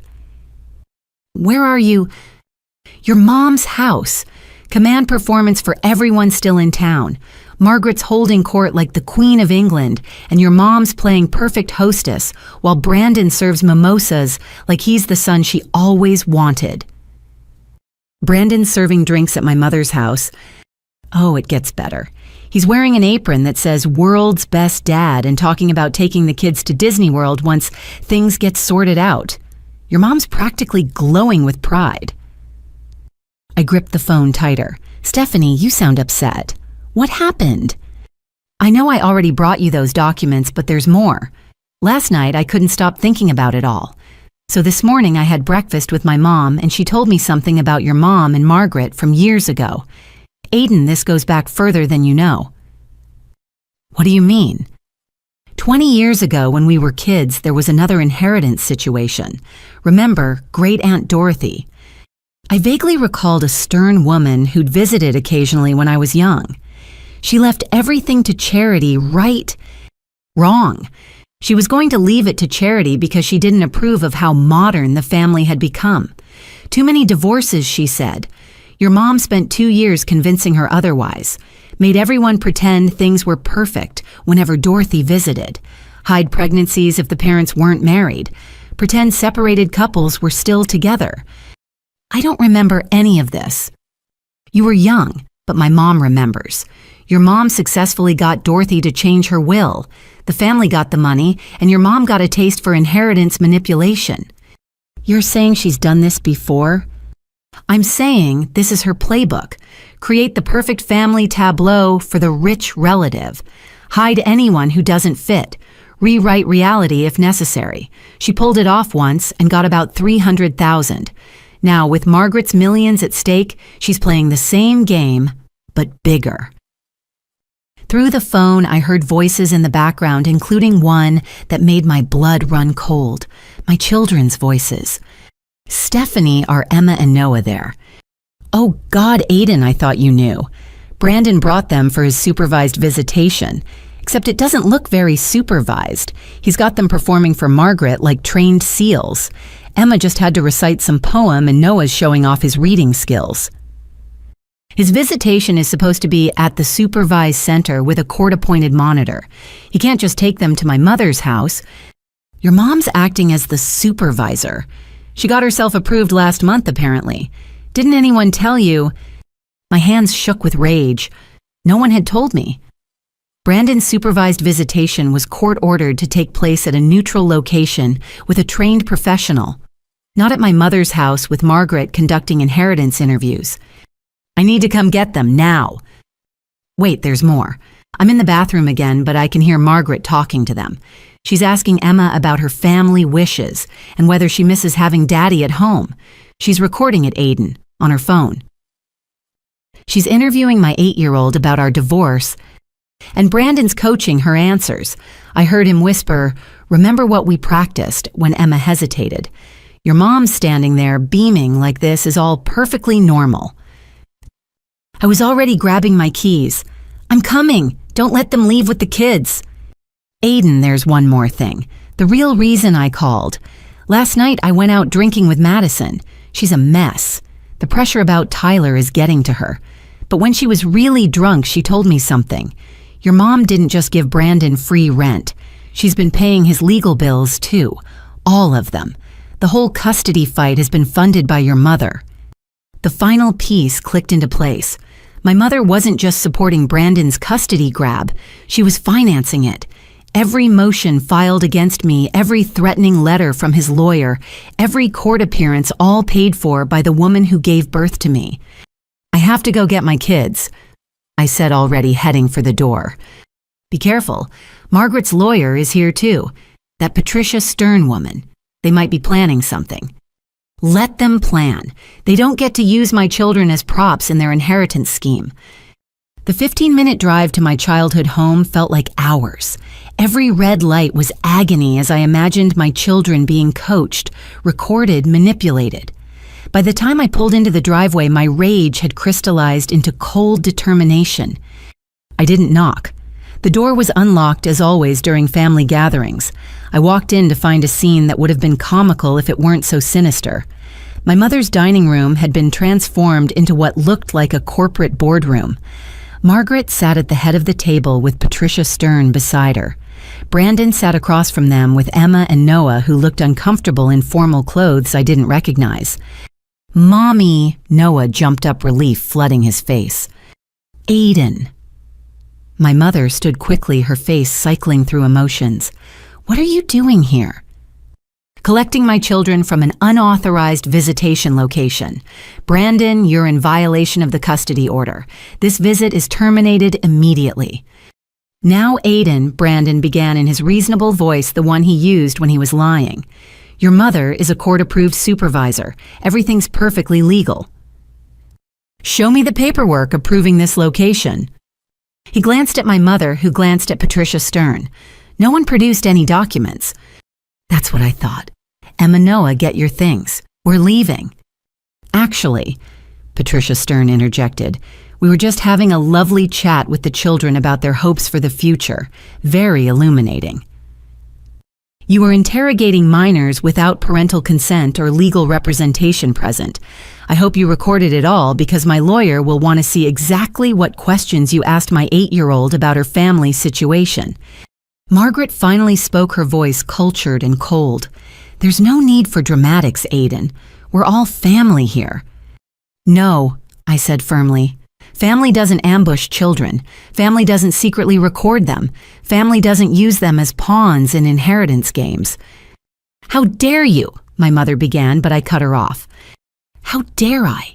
You've been housing my ex-husband, paying his legal bills, lying under oath about my mental state, and now you're allowing him to violate custody orders in your home. How dare you?" Emma had moved to my side, taking my hand. Noah grabbed the other. United front against the room full of adults who'd forgotten that children were people, not props. "Such hostility," Margaret observed. "I can see why Brandon's concerned about the children's emotional environment." "The only hostile environment here is the one where children are interrogated about their parents' divorce by strangers with financial agendas." "I'm hardly a stranger. I'm their great aunt." "Who they've never met before today. Who's using her money to manipulate family members into betraying each other. Who's recording children without consent. Yes, you're exactly the kind of influence they need." Brandon stood, his mask slipping. "You can't just walk in here and take them. It's my visitation time." "Your visitation time is Saturdays from 10 to 2 at the Family Services Center on Maple Street. This is Sunday, this is my mother's house, and this is kidnapping if you don't let them leave with me right now." "Kidnapping?" My mother gasped. "Brandon is their father, who has supervised visitation only because he drove drunk with them in the car. Or did you forget that when you were writing your affidavit about what a wonderful parent he is?" Silence fell like a hammer. Margaret's eyes narrowed as she looked between my mother and Brandon. "Drunk driving?" she asked. "Elizabeth, you didn't mention—" "It was a misunderstanding," my mother said quickly. "Aiden exaggerated." "I have the police report," I said calmly, "including the witness statement from the person who called 911. Would you like to know who that witness was? Aunt Margaret Ikosan-Wise?" My mother's face went white. "Aiden, please." "It was her. My mother. She called the police when she saw Brandon driving erratically with my children in the car. She gave a statement about how concerned she was for their safety, and now she's submitted an affidavit claiming she's never seen concerning behavior from him." The room erupted. Brandon started yelling about context and misunderstandings. My mother began crying about family loyalty. Patricia Stern was rapidly taking notes, but Margaret just sat there studying me with calculating eyes. I didn't care about any of them. I knelt down to my children's level. "Are you ready to go home?" "Yes," Emma said firmly. "I don't like it here. They keep asking weird questions and making us practice answers." "Practice answers?" I looked directly at Patricia Stern. "What kind of answers were you coaching?"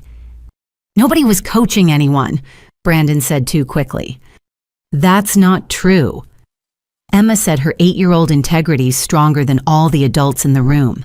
Daddy said I should say I miss having a normal family and that I'm sad all the time. But I'm not sad all the time, only when people lie to us. Out of the mouths of babes. I stood keeping my children close. We're leaving. Brandon expect communication from my lawyer about this violation. Mom, your approved supervisor status will be revoked by end of business Monday. Margaret, whatever game you're playing with, your will leave my children out of it. Such a shame, Margaret said coolly. I had hoped to help secure the children's futures, but clearly their mother prefers conflict to cooperation. I prefer truth to manipulation. Novel concept in this family, I know. As we moved toward the door, Stephanie appeared from the kitchen, giving me a subtle thumbs up. My ally in the nest of vipers. But it was Madison who surprised me. She stood up from where she'd been silent in the corner, Tyler beside her looking smug. I'm leaving too, she announced. And Tyler, if you follow me, I'm calling the police. That restraining order might have expired, but I can get another one. Babe, come on, Tyler started, but Madison was already moving. I'm done. Done pretending, done being pushed, done selling my soul for money that comes with strings. Aiden's right, this is sick. My mother's tears turned to wails. You're ruining everything, both of you, Margaret, please.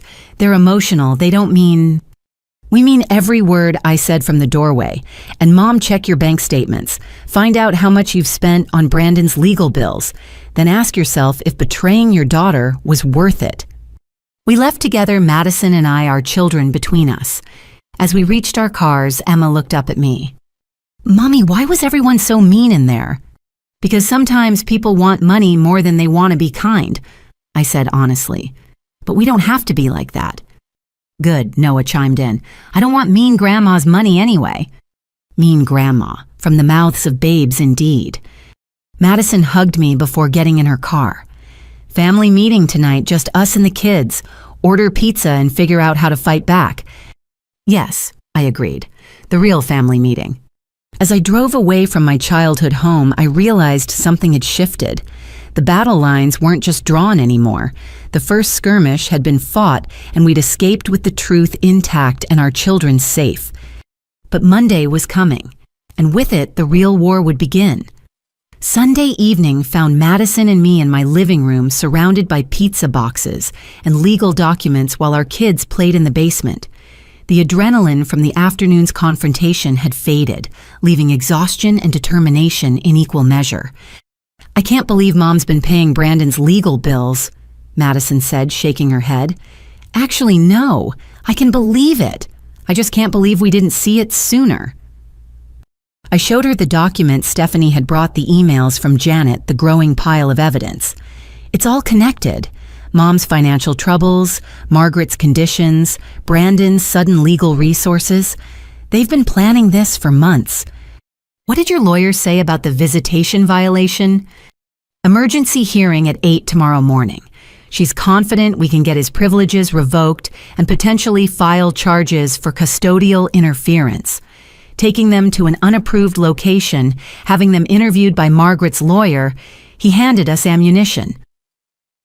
Madison picked at her pizza. You know what kills me, Tyler sitting there like he belonged? 2 years ago, Mom helped me file the restraining order against him. Now she's serving him turkey and pushing reconciliation. Money changes people, or maybe it just reveals who they really are. My phone buzzed. Another unknown number, but this time I recognized the voice immediately when I answered. Aiden, it's Jason. I'm parked outside. Can I come in? I have something you need to see. Minutes later, my brother sat across from us looking haggard. He pulled out his phone and set it on the coffee table. I recorded Mom and Margaret talking after you left. You need to hear this. He pressed play and my mother's voice filled the room, high-pitched with panic. She's going to ruin everything 40 years I've been planning for this inheritance. 40 years of being the perfect sister, and now my ungrateful daughters are destroying it all. Margaret's voice colder. Perhaps if you'd raised them with proper values. I tried. But Aiden was always willful. Always had to do things her way. Marrying Brandon was the only conventional thing she ever did, and she couldn't even make that work. And Madison, too much like her sister. I thought Tyler could stabilize her, but she's stubborn. They both are. They'd rather be right than rich. A pause, then Margaret. The documents Patricia prepared are quite clear. The trusts can only be managed by custodial parents in good standing. If Brandon gains primary custody, he will. We've built an airtight case. Aiden's emotional instability, her alienation of the children from family, her hostile behavior. By Friday, the court will see her as the problem parent. And the funds would be protected under Brandon's management. Exactly. He's agreed to a 60-40 split. 60% held for the children until they're 25-40% for management and care. Very reasonable. My hands clenched into fists. They were planning to steal 40% of any inheritance my children might receive. Jason paused the recording. There's more, but it gets worse. Do you want to hear it?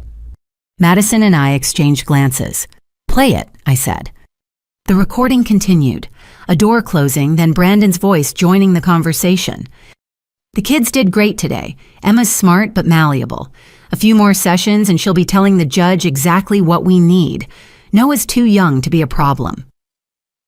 You're sure Aiden won't fight back? Margaret asked. Brandon laughed. With what money I've destroyed her credit maxed out the cards before the divorce. She can barely afford her current lawyer. Once we file tomorrow, she'll fold. She always does when pressured. I wouldn't be so sure, my mother said nervously. You didn't see her today. She was different, stronger. That's just anger. It'll burn out.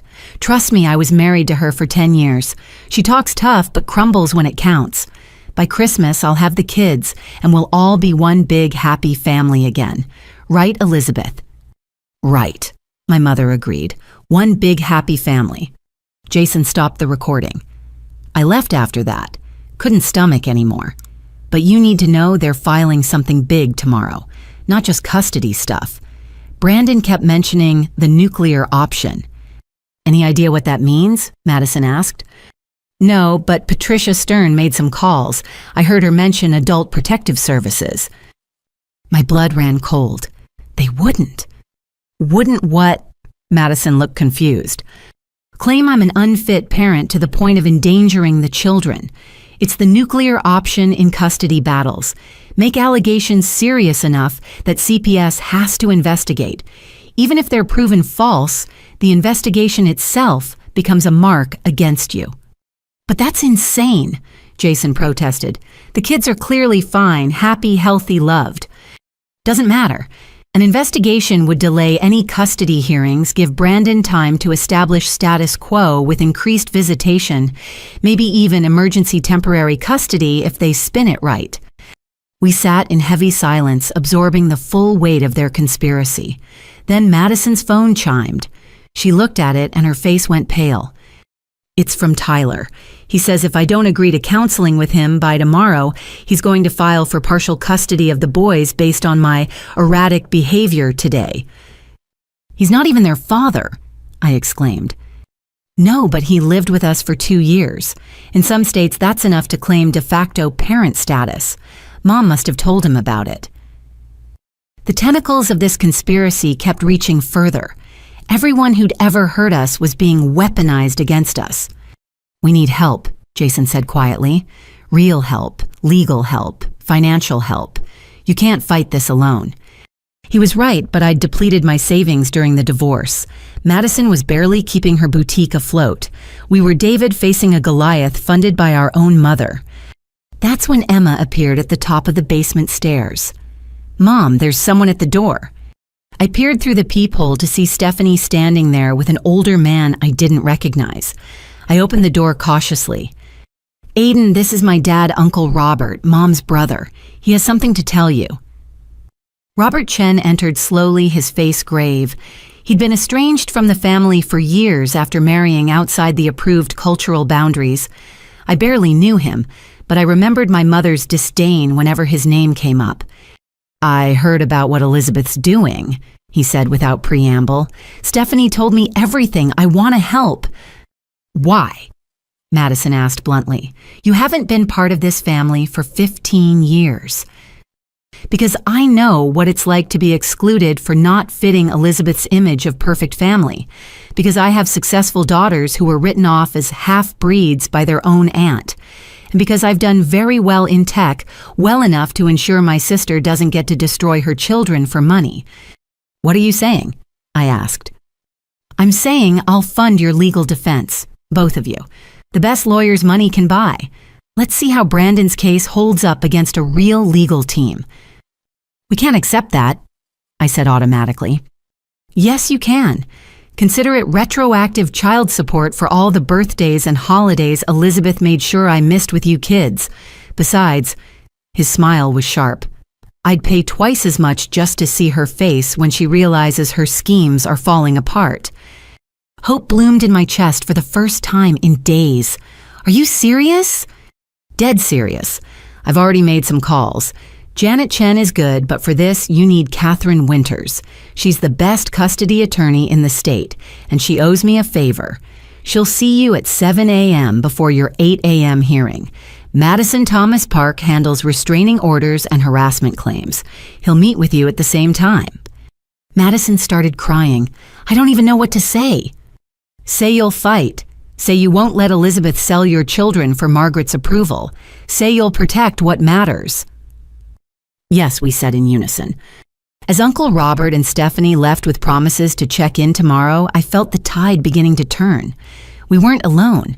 We weren't helpless. And we weren't going to fold under pressure.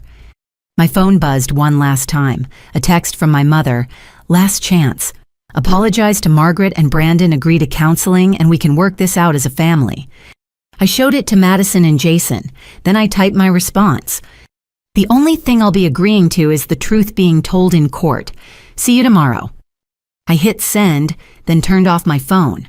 Tomorrow would bring whatever it would bring. But tonight, surrounded by siblings who'd chosen truth over money and children who'd learned integrity by watching their mother fight for it, I felt something I hadn't felt since Thanksgiving morning. Peace. The war might rage tomorrow, but tonight, in this house filled with love instead of lies, we'd already won something precious. We'd kept our souls intact. And that was worth more than all of Margaret's millions. Monday arrived like a storm. By 6:45 a.m., I was sitting in Catherine Winters' office, a sleek downtown space that radiated competence and barely contained legal aggression. Catherine herself was exactly what I'd hoped, sharp, uncompromising, and utterly delighted by the complexity of the case. This recording from your brother is gold, she said, replaying Jason's audio for the third time. They admitted to planning custodial theft, financial manipulation, and conspiracy to commit fraud. Your mother's affidavit compared to her original police statement, that's perjury clear-cut. What about the nuclear option Brandon mentioned? Catherine's smile was predatory. Let them try. I've already filed our motion. We're asking for an emergency injunction preventing any CPS reports based on fabricated evidence. We're also requesting sanctions against Brandon for custodial interference and against your mother for perjury. Can we prove she committed perjury? Her 911 call was recorded. Her sworn statement to police is on file. Both directly contradict her current affidavit. Plus, we have witnesses who can testify about Thanksgiving. Your cousin Stephanie already agreed to a sworn statement. My phone had been buzzing nonstop since I'd turned it back on. 53 missed calls, most from my mother and Brandon. I ignored them all. There's something else, Catherine said. I did some digging into Margaret's lawyer, Patricia Stern. She's been sanctioned twice for ethics violations involving inheritance manipulation. Once we file our counterclaim, she'll likely withdraw rather than face another investigation. At 7:55 a.m., we walked into the courthouse. The first person I saw was Brandon sitting with his lawyer, looking confident. His expression faltered when he saw Catherine beside me. Catherine Winters, his lawyer whispered, audibly concerned. But it was my mother's arrival that created real drama. She swept in with Margaret and Patricia Stern, dressed like she was attending a society funeral. Her eyes met mine across the lobby, and for a moment, I saw fear flicker across her face.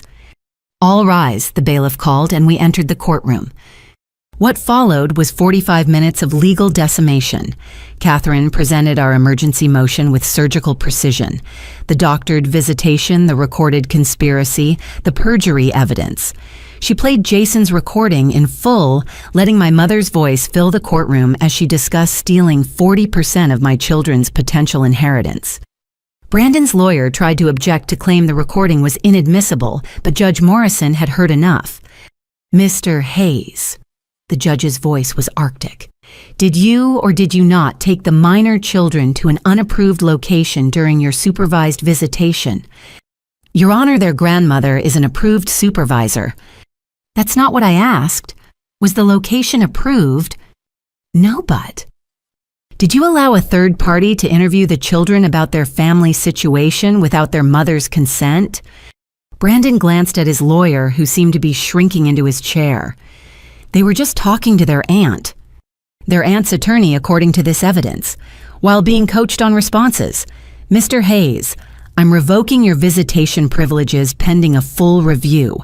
Any contact with the minor children must now be approved by this court." "Your Honor." Brandon's mask finally slipped completely. "This is ridiculous. I'm their father." "A father who violated court orders and attempted to manipulate children for financial gain. Sit down, Mr. Hayes." But Catherine wasn't done. "Your Honor, we also moved to have Elizabeth Mitchell removed as an approved supervisor and investigated for perjury based on her contradictory sworn statements." My mother stood abruptly. "This is my daughter. I've done nothing but try to help." "Mrs. Mitchell, you'll have your chance to explain your affidavit versus your police statement from the night you reported Mr. Hayes for drunk driving with the children. For now, you're removed from any supervisory capacity." The judge turned to me. "Ms. Mitchell, the court apologizes for the failure and oversight that allowed this violation to occur. Your children's safety and well-being are paramount. The existing custody order stands with increased protections. Mr. Hayes' visitation is suspended pending review. Any attempts to circumvent this order will result in immediate arrest." We were winning, but the best was yet to come. Catherine stood again. "Your Honor, there's one more matter.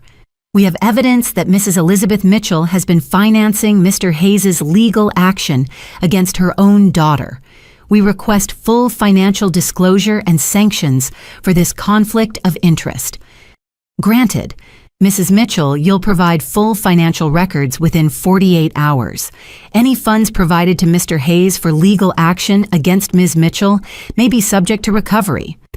As we left the courtroom, my mother tried to approach me. Catherine stepped between us.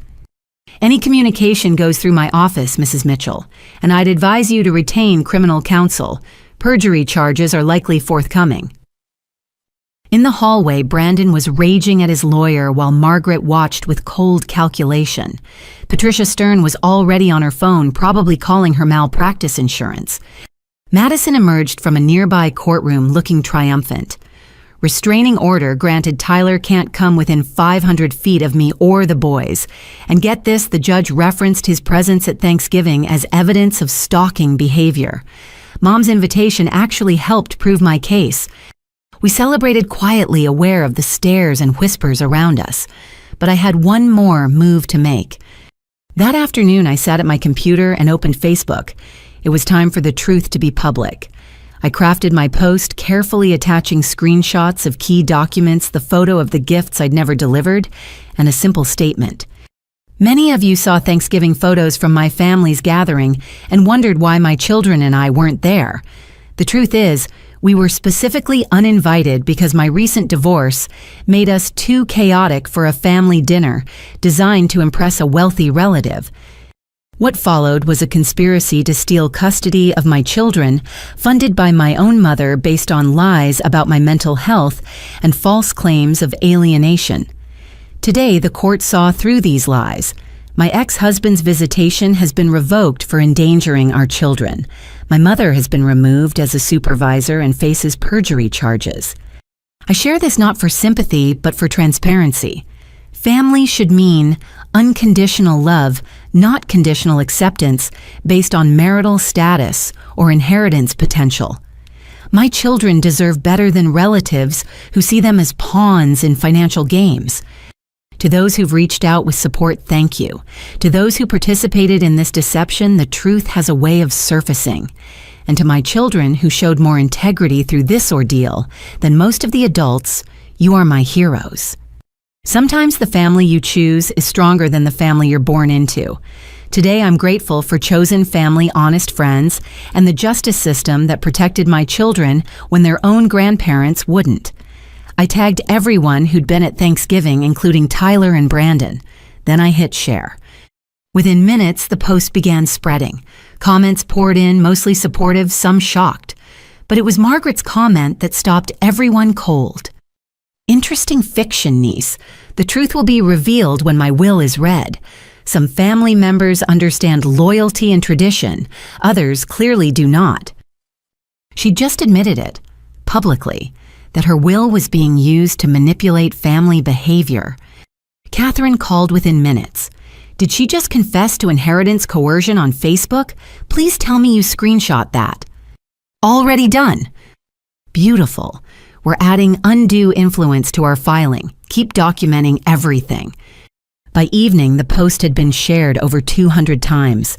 Messages flooded in from family members I hadn't heard from in years, many sharing their own stories of being excluded or marginalized for not fitting the family image. But the most surprising message came from Madison's son, Carter, sent from his tablet. Aunt Aiden, thank you for telling the truth. Grandma made us lie too. She said if we didn't play with Brandon and be nice to Tyler, we couldn't come to Christmas. But Mom says lying is wrong even if grown-ups tell you to. You're brave. 8 years old and already understanding what too many adults refuse to see. That truth matters more than money, that integrity matters more than inheritance. I showed the message to Emma and Noah as I tucked them in that night. See, I told them, telling the truth is always the right choice even when it's hard, even when people get angry. Is Grandma going to jail for lying? Noah asked. I don't know, baby, but she's going to have to answer for it. Good, Emma said firmly. Liars should have consequences. As I turned off their light, I realized something profound had shifted. This wasn't just about custody or inheritance anymore. This was about breaking a generational cycle of lies, manipulation, and conditional love. My phone buzzed with a final text from Jason. Mom's locked herself in her room, Dad's sleeping in the guest house. Margaret's on the phone with lawyers. You did it, Aiden. You exposed them all. I hadn't done it alone. It had taken a village of truth-tellers from Stephanie's courage to Jason's recordings to Uncle Robert's support. But together we'd stripped away the facade and revealed the rot beneath. Tomorrow would bring new challenges. Brandon would regroup.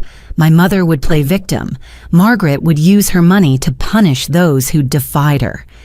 But tonight my children slept peacefully in their beds, protected by truth and surrounded by love. And that victory was worth any inheritance in the world. The aftermath of Monday's court hearing and Facebook revelation created a family earthquake that measured on the Richter scale. By Tuesday morning, my phone had logged over 300 notifications. The family group chat had exploded into warring factions with cousins, aunts, and relatives I barely knew choosing sides. Uncle Robert called early. Elizabeth's been calling everyone playing victim. Half the family believes her version. The other half saw your post and are asking questions she can't answer. Let her spin, Catherine had advised. Every lie she tells now is another piece of evidence. But I wasn't prepared for Madison's call at noon. Aiden, you need to see what's happening at Mom's house. I'm parked outside. It's chaos. What kind of chaos? Moving trucks, Dad's packing, he's leaving her. I drove over immediately, parking down the street from our childhood home. Sure enough, a small moving truck sat in the driveway. Through the front window, I could see my father carrying boxes, his face set in grim determination. My mother stood on the lawn in her bathrobe, hair wild, screaming at anyone who would listen. Margaret watched from the porch like a disapproving statue while neighbors peered through curtains. 43 years, my mother wailed. How can you leave after 43 years? My father emerged with another box, saw our cars, and walked over. He looked like he'd aged a decade in 3 days. "Girls," he said simply, "I'm sorry for all of it." "Dad, what's happening?" Madison asked. "What should have happened years ago? I'm done enabling her. When I saw that recording heard her planning to steal from her own grandchildren, that wasn't the woman I married. Or maybe it was, and I just refused to see it." "Where are you going?" "Apartment near the base. Already signed a lease. I can't watch her destroy herself and everyone around her for money anymore." My mother noticed us and came charging over. She pointed at me. "You did this. You destroyed our family." "No, Mom," I said calmly. "You destroyed it when you chose Margaret's money over your grandchildren's well-being." I was trying to secure everyone's future by lying under oath, by funding Brandon's custody battle, by housing my abuser. She turned to my father. Tell them how I've sacrificed everything for this family." "Elizabeth, stop." His voice was tired. "The only thing you sacrificed was your integrity, and you dragged me down with you.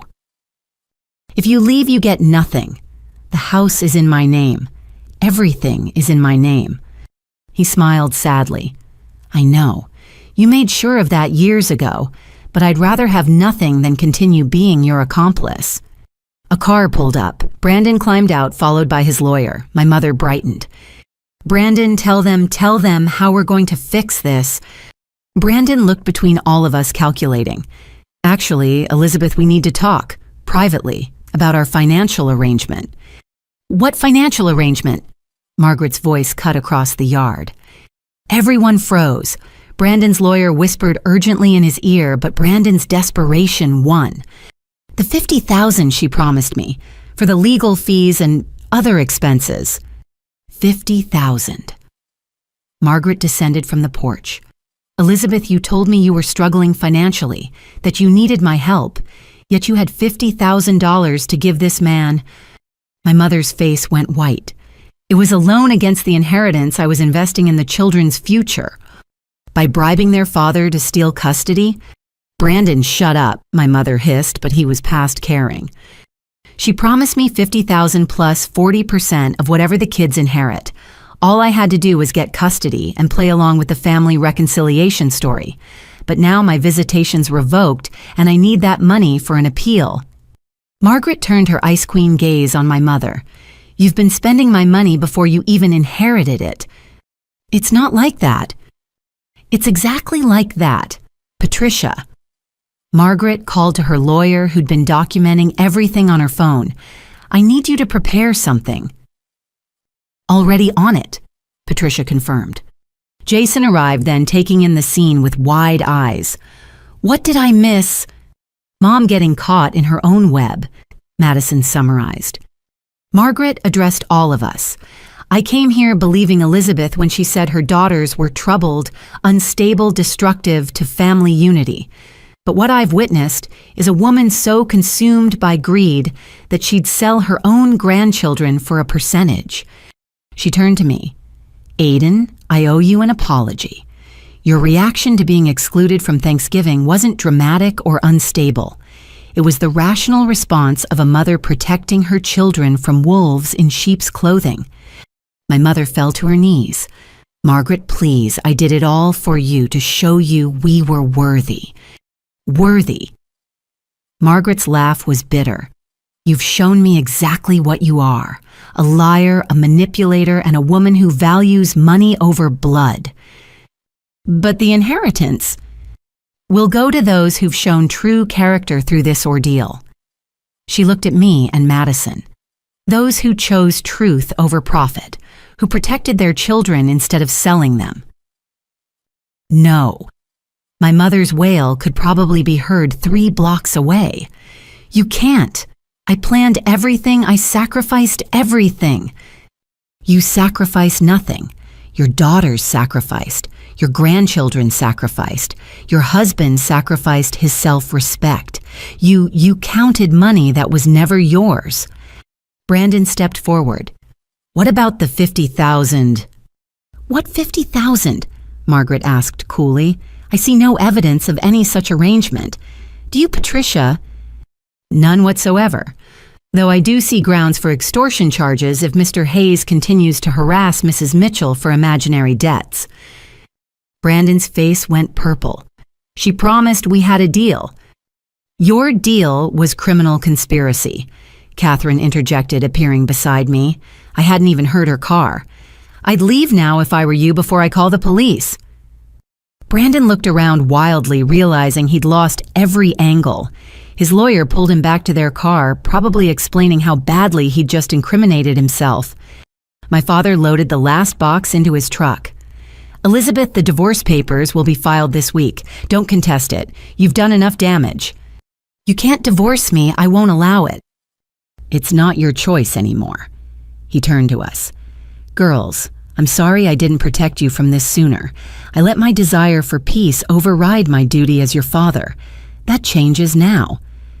He drove away, leaving my mother kneeling on the lawn of the house she'd mortgaged for a dream of wealth that had just evaporated. Margaret approached me. We should talk, all of us, properly this time, without the lies and manipulation. Thursday, my hotel for tea. You Madison your children if you'd like. Let's discuss the future like civilized people. What? I asked, still suspicious. Because blood should mean something, because your children deserve better than what they've witnessed, and because I have $12 million that needs to go somewhere, and I'd rather it go to people with spines than sycophants. She walked to her car, Patricia trailing behind. As they drove away, my mother finally found her feet. This isn't over, she snarled. I'll contest everything. The divorce, the will, all of it. You think you've won, I'll destroy you all. Mom, Madison said quietly, you already tried, and look where it got you. We left her there ranting at the empty yard. As I drove home, Emma asked from the back seat, is Grandma sick like in her mind? I think she might be, honey.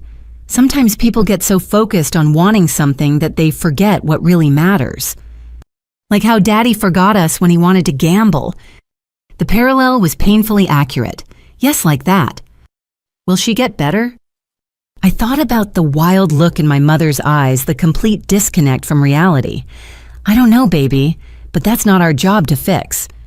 That evening, as I helped with homework and made dinner, my phone rang with an unknown number. I almost didn't answer, but something made me pick up. Ms. Mitchell. This is Officer Davies with the police department. We've had a complaint filed against you for elder abuse and financial exploitation of one Elizabeth Mitchell. We'll need you to come in for questioning. The nuclear option. Even after everything, my mother was still fighting, still trying to destroy me. But this time, I wasn't afraid. I'll be there with my attorney in the morning, officer, and we'll be happy to share our evidence of the actual financial exploitation and conspiracy, including recordings. Recordings. Yes, of Mrs. Mitchell planning to defraud her grandchildren. We have quite a file. I see. Perhaps you should bring that evidence when you come in. As I hung up, I realized the war wasn't over. It had simply entered a new phase. But now the sides were clear truth versus lies, integrity versus greed, real family versus the illusion of it. And I knew which side would win. Wednesday morning arrived with a bitter cold that matched the chill in my family's atmosphere.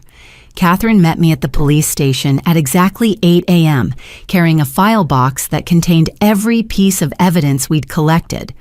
Her smile was sharp enough to cut glass. Your mother's about to learn what happens when you file false police reports, she said. This is going to be educational. Officer Davies turned out to be a seasoned detective who'd seen every family drama imaginable. He listened patiently as my mother, who'd arrived with a nervous-looking public defender, spun her tale of elder abuse and financial manipulation. According to her version, I'd systematically isolated her from the family, turned everyone against her, and was attempting to steal her inheritance from Margaret. Ms. Mitchell. Detective Davies addressed my mother when she finally wound down. Do you have any evidence of financial exploitation? She's poisoning my sister against me, making her change her will. That's not financial exploitation. Do you have evidence that your daughter has taken money from you? Well, no, but she's trying to... Catherine leaned forward. Detective, may I... She pulled out the recording device and played Jason's audio. My mother's face went from righteous indignation to ash gray as her own voice filled the room discussing the $50,000 she'd given Brandon, the 40% cut of the children's inheritance, the deliberate lies told to Margaret. Additionally, Catherine continued producing documents. We have bank records showing Mrs. Elizabeth Mitchell has paid approximately $38,000 in legal fees for Brandon Hayes' custody battle against her own daughter. We have her sworn affidavit containing provable lies. We have evidence of conspiracy to commit custodial interference. The public defender looked like he wanted to disappear. My mother sat frozen, her carefully constructed victim narrative crumbling. Detective Davies turned to her. Mrs. Mitchell filing a false police report is a crime. Based on what I'm seeing, you're the one who's been financially exploiting family relationships. I'm dismissing this complaint and referring the matter to the district attorney for possible charges against you. This is a conspiracy, my mother shrieked. They're all against me. Ma'am, you're free to go, but I suggest you get a better attorney. You're going to need one. As we left the station, Catherine's phone was already ringing. It's the family court clerk, she said after answering. Brandon's lawyer is withdrawing from the case. Apparently his client can't pay the retainer anymore. Without my mother's funding, Brandon's legal assault had collapsed. But the best news was yet to come. That afternoon, I received a certified letter from Margaret's attorney. Not the threatening kind I'd grown accustomed to, but something entirely different. Dear Ms. Mitchell, after careful consideration and recent revelations, Ms. Margaret Chen wishes to establish educational trusts for Emma and Noah Mitchell, with you as sole trustee. The trusts will be funded with $500,000 each accessible for educational expenses and disbursed in full upon college graduation. No conditions, no strings. Additionally, Ms. Chen is establishing a business grant of $250,000 for Madison Mitchell's boutique expansion. Tea tomorrow remains scheduled. Ms. Chen looks forward to meeting her great nieces and nephews without pretense or manipulation. I had to read it 3 times before it sank in. No requirements for reconciliation, no controlling conditions, just straightforward support for the next generation. Madison called crying. Did you get the letter, Aiden? She's giving us money without making us dance for it? I know, I can't believe it. Mom's gonna lose her mind. She was right. Within hours, my mother was blowing up everyone's phone, demanding to know why she wasn't included, threatening to contest any gifts to us. But Margaret had thought of that too. A follow-up email from Patricia Stern explained that the trusts were irrevocable and structured in a way that made them legally bulletproof against challenges. Thursday's tea was unlike any family gathering I'd ever attended. Margaret's hotel suite was elegant but warm. She'd arranged for activities for the children while we talked, and for the first time I saw her smile genuinely as Emma showed her a science project and Noah chattered about his favorite books. They're delightful, she said after the kids went to play. Intelligent kind, well-mannered. Nothing like the chaotic monsters Elizabeth described. Thank you for the trusts, I said. But why after everything? Margaret set down her teacup. Because I've been where you are. 40 years ago, I divorced my first husband. My family, including Elizabeth, treated me like a pariah, said I was destroying family values, ruining my future. But I rebuilt my life, made my fortune, and learned that family isn't about blood or marriage certificates. It's about character. Mom never mentioned you were divorced, Madison said. Of course not. It didn't fit her narrative. She spent decades pretending I'm some paragon of traditional values because it suited her image. But I built my wealth as a single woman who refused to accept that divorce meant failure. She looked directly at me. When I saw you fighting for your children, refusing to buckle under pressure, standing up to lies even when it cost you everything, I saw myself, and I realized Elizabeth had learned nothing from watching me rebuild. She only saw the money. What happens now, I asked. Now you live your lives, raise your children, build your futures. The trusts are there to ensure education is never a financial burden. As for the rest of my estate, she smiled. Let's just say it will go to organizations that support women leaving abusive marriages and rebuilding their lives. Elizabeth's reaction should be interesting. We left that meeting feeling lighter than we had in months, but the universe wasn't done with its surprises. Friday brought the news that Brandon had been arrested, not for the custody case, but for check fraud.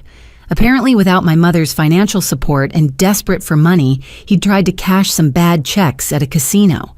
His supervised visitation was permanently revoked, and he was facing actual jail time. My mother, meanwhile, had barricaded herself in her house. Jason reported that she'd papered the windows with Margaret's photos crossed out in red ink and was calling lawyers to contest a will that hadn't even been finalized yet. The divorce papers from my father had sent her into a spiral of rage, posting on Facebook that got her account suspended. It's sad, Jason said. She had everything. A family who loved her grandchildren, who adored her a comfortable life. But it wasn't enough. She wanted millions she hadn't earned and was willing to destroy everyone to get them. Saturday afternoon, Catherine called with final updates. The DA declined to prosecute your mother for the false report, but she's on their radar now. Brandon took a plea deal, 6 months jail, 3 years probation, and the family court made your custody order permanent with no possibility of modification for 5 years. You won Aiden, completely. That evening, I sat with my children as we hung the last of our Christmas decorations. The tree wasn't as large as the one at Grandma's house usually was. The decorations weren't as elaborate, but the peace in our home was priceless. Mom, Emma said thoughtfully, I'm glad we didn't go to Thanksgiving at Grandma's. You are... Yeah. If we'd gone, we might never have known how mean they really were. We might have kept trusting them and getting hurt. Now we know who really loves us. From the mouths of babes once again. Noah looked up from his ornament.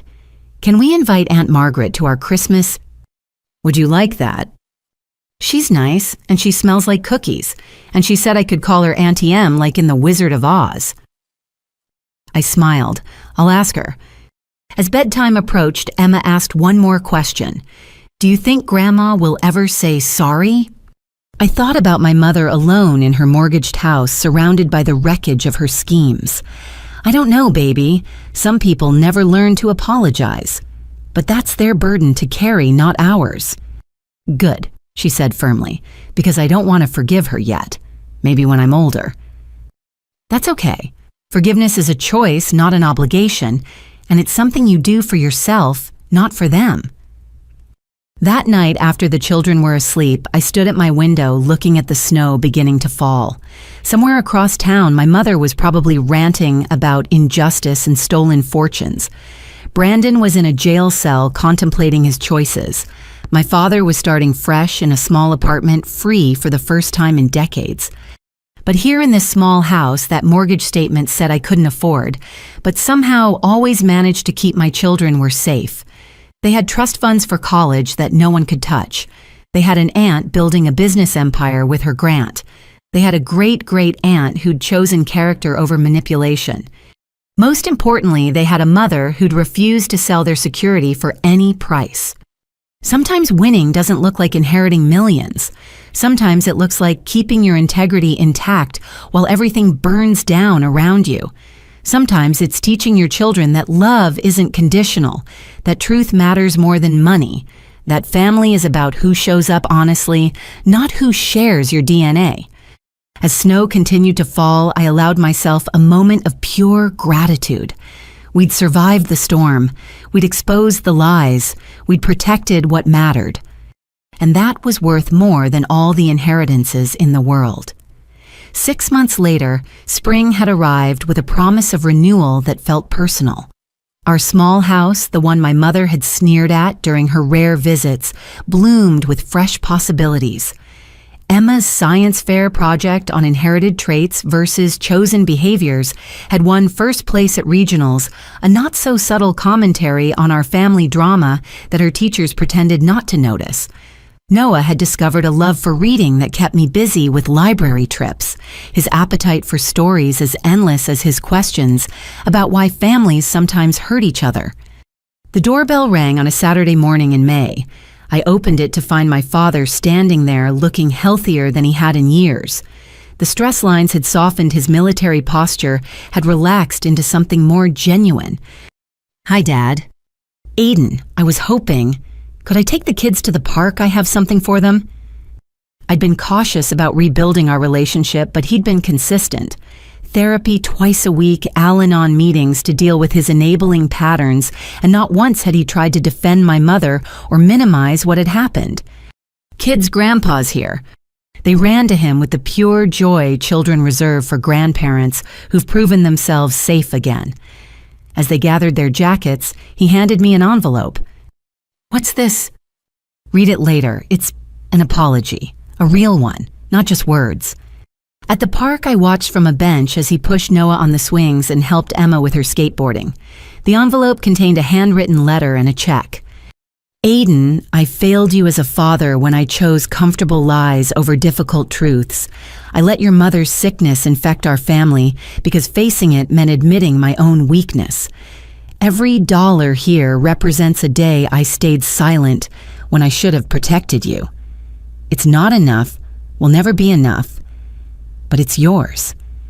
Use it for the kids, for yourself, for therapy, to heal the wounds I let happen. I'm proud of the woman you've become, despite my failures. Your courage in protecting your children showed me what real parenting looks like. Love, Dad." The check was for $20,000, his entire savings, I realized. Not guilt money like my mother's bribes, but genuine restitution. When they returned, the kids chattering about their plans for a summer garden with Grandpa, my phone rang. Madison. "You'll never guess who just walked into my boutique." "Who?" "Tyler," with an apology and a check for the $10,000 he stole from my business account when we were together. Said he's in AA making amends. "Do you believe him?" "I believe the check cleared. That's enough for now. But here's the interesting part. He says Mom's been calling him, begging him to testify that we were back together. Offered him money she doesn't have. He recorded the calls and gave them to his sponsor." My mother, still scheming even after losing everything. "Have you heard from her?" Madison asked. "Not since February's registered letter demanding I return childhood photos she claims I stole. Catherine handled it. Jason says she's getting worse. The house is in foreclosure. She's been telling neighbors we stole her inheritance. Mrs. Patterson finally called Adult Protective Services because Mom's been wandering the street in her nightgown ranting about Margaret. It should have felt like victory, but it only brought sadness. Mental illness or chosen delusion, the result was the same, a woman destroying herself rather than admitting fault. That afternoon brought an unexpected visitor. Stephanie arrived with her daughter Lily and someone I didn't recognize, an elegant woman in her 50s. "Aiden, this is Dr. Sarah Chen, my mom. Your mom's sister-in-law, technically, though they haven't spoken in 20 years. Sarah Chen smiled warmly. "Robert told me about your strength through all this. I wanted to meet the niece who finally stood up to Elizabeth's madness." We sat in my backyard watching the children play. Sarah was a psychiatrist, and her insights into my mother were both validating and heartbreaking. Elizabeth always exhibited narcissistic tendencies, but they were manageable when she got her way. The promise of Margaret's money activated something darker. When narcissistic supply is threatened, the crash can be spectacular. Is it treatable? Only if the person admits they need help. From what Robert tells me, Elizabeth's still convinced she's the victim. As if summoned by the discussion, my phone lit up with an unknown number. Against my better judgment, I answered. "You ruined everything." My mother's voice was raw, unhinged. "Margaret died. Did you know that died and left me nothing? It's all your fault." I put the phone on speaker, nodding to Sarah, who gestured to keep her talking. Mom, when did Margaret die? Last week, and her will is an abomination. Millions to charity trusts, for your brats, business grants to Madison. But for me, for your mother who loved her nothing. She even mentioned me by name as someone who valued money over family and should seek help for her greed addiction. Greed addiction. Can you believe it? Mom, where are you? Where am I? I'm in my house, the one the bank says isn't mine anymore, surrounded by the ashes of the family you destroyed. Do you have food heat? Are you taking care of yourself? Don't you dare pretend to care you did this. You and your truth-telling and your precious integrity. I hope you're happy. Mom, I'm going to call someone to check on you. Don't bother. I have new family now. People who understand loyalty. People who appreciate me. The line went dead. Sarah shook her head. She's deteriorating. The new family is probably whoever will listen to her victim narrative. This won't end well without intervention. 2 weeks later, it didn't. Jason called early on a Sunday morning. Mom's been arrested. She tried to break into Margaret's lawyer's office, said she was retrieving her inheritance. The security footage is... She's clearly not well, Aiden. She's on a psychiatric hold now. I felt relief mixed with profound sadness. My mother, who'd once hosted elegant dinners and charmed everyone she met, reduced to breaking and entering in pursuit of money that was never hers. What happens now? Dad's meeting with the doctors tomorrow. Maybe forced treatment will help. Or maybe this is who she always was, just more concentrated. The next day brought Margaret's funeral, a small, elegant affair that reflected her values. Madison and I attended with our children, sitting in a row of people who'd chosen truth over money.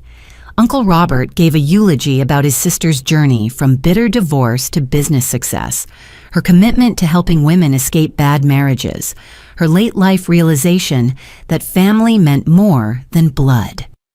She told me, he said, looking at Madison and me, that seeing her nieces fight for their children's well-being restored her faith in family. She died knowing her money would fund education and businesses, not greed and manipulation. After the service, Patricia Stern handed us final letters from Margaret. Mine read, "Dearest Aiden, by the time you read this, I'll be gone. But what you taught me lives on. That integrity matters more than inheritance. That children deserve protection over profit. That family is about showing up honestly, not showing off falsely. Your mother saw my money as her due. You saw your children as your duty. The difference defined everything. Live well, love freely. Teach Emma and Noah that wealth isn't what you inherit, but what you build with your own hands and heart. With love and respect, Aunt Margaret." That evening, we held our own gathering. Dad Madison, her boys, Jason, Stephanie, Uncle Robert, and Aunt Sarah, and various cousins who'd reached out during the drama to offer support. The family that had chosen each other over choosing sides. Emma stood to make a toast with her juice glass. To Aunt Margaret, who showed us that money can't buy love, but love can build anything. Noah added, and to Mommy, who protected us even when it was really hard. To chosen family? Madison added. To truth over treasure, Jason continued. To redemption, my father said quietly. We clinked glasses in my small dining room, the one my mother had called cramped, but it held everyone who mattered, with room to spare for love, laughter, and the kind of wealth that couldn't be counted in dollars. Later, as I tucked the children into bed, Emma asked, "Do you think Grandma will ever get better?" "I hope so, sweetheart, but that's her journey to take." "I'm glad we have our family," Noah said sleepily. "The real one." "Me too, baby, me too." As I turned off their light, I thought about the journey from that November morning when my mother called to uninvite us from Thanksgiving. The pain, betrayal, fear, and fighting, the casualties and victories, the truths revealed and lies exposed. But mostly I thought about the family forged in the fire of that conflict, the bonds strengthened by shared truth, the future secured not by manipulation but by mutual support. Tomorrow would bring its own challenges, My mother's mental health crisis, ongoing legal matters, the daily work of healing and rebuilding. But tonight, in a house filled with chosen family and protected children, I felt the kind of peace that no inheritance could buy. We'd lost a fortune and promised millions. We'd gained something priceless, the knowledge that we were enough just as we were, that our worth wasn't measured in Margaret's will or my mother's approval, but in our own actions and choices. And that was the greatest inheritance of all. 1 year later, on a crisp Thanksgiving morning, I stood in the kitchen of a restaurant that still smelled of fresh paint and possibilities. Aiden's table was stenciled in elegant letters on the window, the logo Emma had designed, featuring a tree with roots that spelled out, "Family grows here." The journey from that devastating Thanksgiving to this moment had been anything but smooth. The restaurant came from my father's restitution, money combined with a small business loan that Uncle Robert had co-signed. Every dollar stretched, every decision weighted with the knowledge that this wasn't just a business, but a statement we could build something beautiful from the ashes of what had burned. "Mom, the news crew is here." Noah called from the dining room where he was carefully folding napkins into turkey shapes, a skill he'd practiced for weeks. Today wasn't just any opening. It was our first annual Everyone's Table Thanksgiving dinner, offering free meals to families in need, particularly those dealing with divorce, estrangement, or family conflict. The local news had picked up the story after Emma wrote a letter to the editor about families who love conditionally and how kids just want somewhere safe to belong. Madison burst through the kitchen doors, her catering expertise on full display. "First batch of turkeys is perfect. Sweet potatoes are divine, and Tyler just dropped off 5 cases of wine for the paying dinner service tomorrow." Tyler's journey toward redemption had been genuine. 18 months sober, working with a therapist who specialized in narcissistic abuse patterns, and slowly rebuilding trust through consistent actions rather than empty promises. He'd become our wine supplier at wholesale, cost one small gesture in a long road of making amends. "Where's Dad?" I asked, scanning the organized chaos of our kitchen. "Loading room checking in the donated groceries. Sarah's with him, making sure we have enough for all the takeaway boxes." My father and Dr. Sarah Chen had found something unexpected in the rubble of our family crisis, a partnership built on shared values and mutual respect. Watching him bloom in a healthy relationship had been its own form of healing. Catherine Winters arrived with her family, having become more friend than lawyer over the months of legal battles. "Smells amazing in here. Also thought you should know Brandon's probation officer approved his request."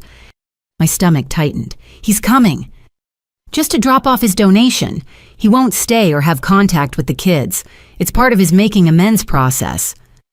Brandon had served 4 months of his 6-month sentence, getting out early for good behavior. The gambling addiction treatment in prison had been a wake-up call. Like Tyler, he was trying to rebuild, though his road was longer and more complex given the custody violations. Through the window, I saw him pull up, looking smaller, somehow diminished by consequences. He carried a box to the donation table outside, left an envelope with Madison, and drove away without trying to enter or make contact. Progress. "What's in the envelope?" I asked Madison when she came back in. $1,000 cash for the dinner fund and a letter for the kids. Said to give it to you to decide if and when they should see it. Small steps, appropriate boundaries. It was more than I dared hope for a year ago. By 11 a.m., volunteers had arrived in force. Stephanie and her parents, Jason, with his new girlfriend cousins, who'd reached out during the crisis and stayed connected after. Even Mrs. Patterson from next door to my mother's house came bringing her famous green bean casserole and a hug that said she understood choosing truth over comfortable lies. At noon, we opened the doors. They came in waves. Single parents with children clinging to their hands, elderly people whose families had fractured, young adults estranged from parents who couldn't accept their truth, divorced fathers trying to make holidays special on limited budgets, grandparents denied access to grandchildren over family feuds. Each had a story. Each had a wound. Each needed what we offered, a place where family was defined by presence, not pretense. Emma and Noah worked as greeters, their natural warmth putting nervous children at ease. They designed a kids' corner with crafts and games, understanding intimately how it felt to be small in a world of adult conflicts. "Welcome to Aiden's table," Emma told each family. "Here everyone belongs." Halfway through service, Jason pulled me aside. "There's someone here asking for you." In the corner booth sat a woman I almost didn't recognize. My mother, but transformed. The wild hair was neatly cut, the designer clothes replaced by simple, clean garments. Most striking were her eyes, clear for the first time in years, holding something I'd never seen before: genuine humility. "Hello, Aiden." I sat across from her, my body tense with protective instinct. "Mom, how are you?" 312 days sober, she said quietly. Turns out I inherited more than money addiction from my father. The psychiatric hold led to dual diagnosis treatment: narcissistic personality disorder with substance-induced psychosis. "I didn't know you were drinking." "Pills. Started for anxiety years ago. Escalated when Margaret began talking about her will. By last Thanksgiving, I was taking enough Xanax to sedate a horse. Made the lying easier. Made everything easier until it all crashed down." She pulled out a worn notebook. Step 9, making amends. "I know I can't just apologize and make it better, but I need to try." "Mom." "Please, let me say this. I chose money over my children. I housed your abuser and funded his attempt to steal custody. I lied under oath. I tried to destroy you because you wouldn't play my game. There's no excuse. Mental illness explains but doesn't absolve. I'm sorry, Aiden. Deeply, truly sorry." I studied this stranger wearing my mother's face. "Why today?" "Because I've been sitting in my car for an hour watching families go in. Families you're feeding for free. The restaurant you built despite everything I did. And I realized this is what family actually looks like. Not Margaret's millions or my schemes, but this: feeding people, welcoming the broken, building instead of destroying." "Are you asking to stay?" "No, I'm not ready. Neither are you. Neither are the kids. I just needed you to know. The woman who did those things, she's who I was. I'm trying to become someone else, someone who might someday deserve a seat at your table." She stood to leave, then paused. "The house sold. After the bank took their share and the debts were paid, there was a little left. I put it in trusts for Emma and Noah. Real ones. No conditions. Catherine has the paperwork." After she left, I stood in my bustling restaurant watching my chosen family serve our community family. Madison caught my eye and raised an eyebrow. I shook my head. Not today. Maybe not for many todays, but perhaps someday. The afternoon brought more surprises. Patricia Stern arrived with a substantial donation and news that several of Margaret's charity beneficiaries wanted to partner with our community dinner program. The local food bank offered regular supplies.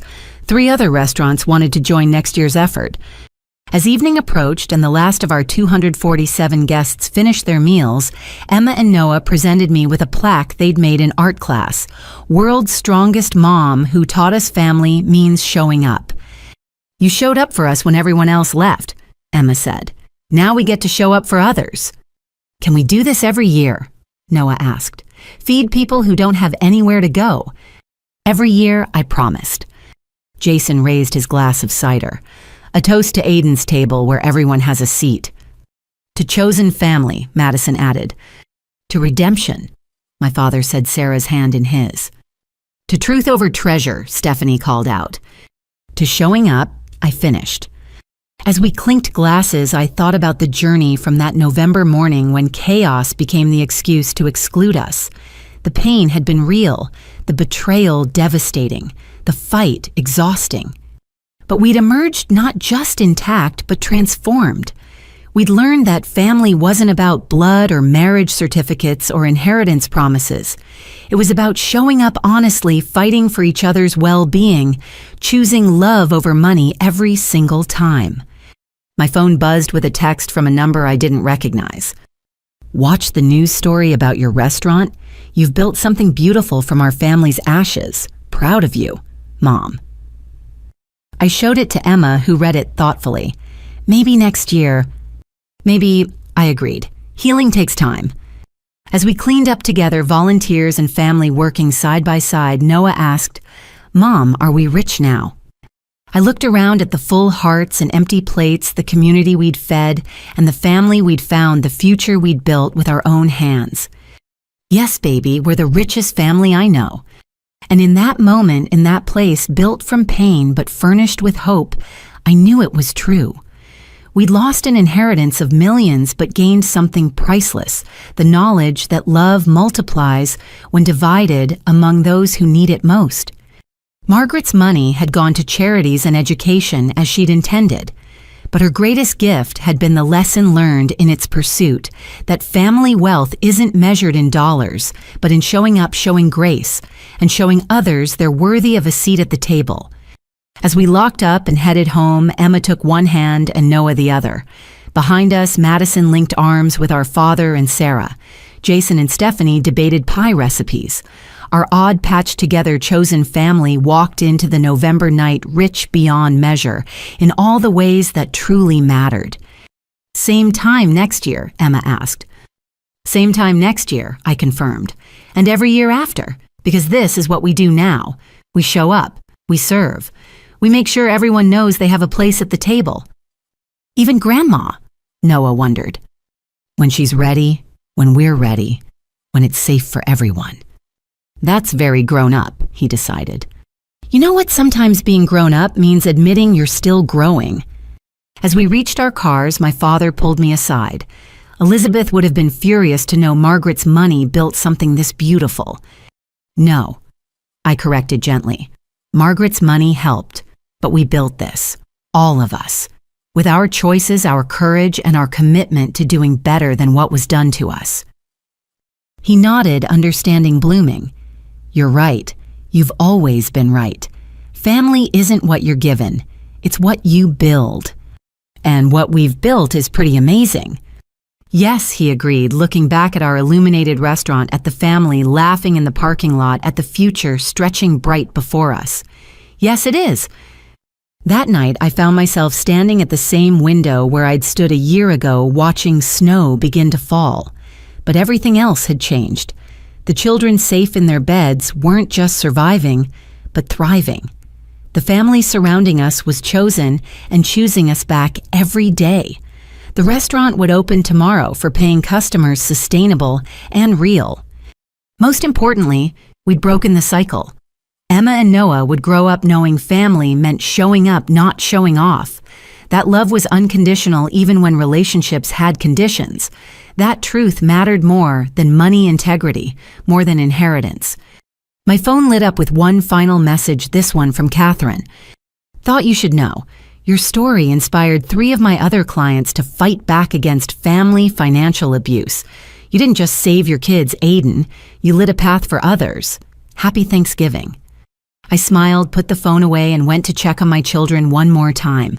They slept peacefully, unaware that their college was funded, their futures secured, their hearts protected by a village of people who'd chosen love over money. Tomorrow would bring its challenges. The restaurant to run relationships, to navigate boundaries, to maintain. But tonight's snow falling on a world we'd rebuilt with our own hands, I felt nothing but gratitude. We'd won. Not Margaret's millions, but something far more valuable. We'd won the right to define family for ourselves. We'd won freedom from manipulation and lies. We'd won the chance to build something better. And at Aiden's table, everyone would always have a seat. As I close the door on this chapter of our lives and look toward all the chapters yet to be written, I can't help but think about families everywhere facing their own versions of this story. Maybe it's not about inheritance. Maybe it's about acceptance or love with conditions, or the price of being yourself in a family that demands performance. To everyone who's ever been told they're too much or not enough for their own family table, you deserve a place where you're welcomed exactly as you are. Sometimes the family you choose is stronger than the family you're born into. Sometimes protecting your children means protecting them from people who share their DNA.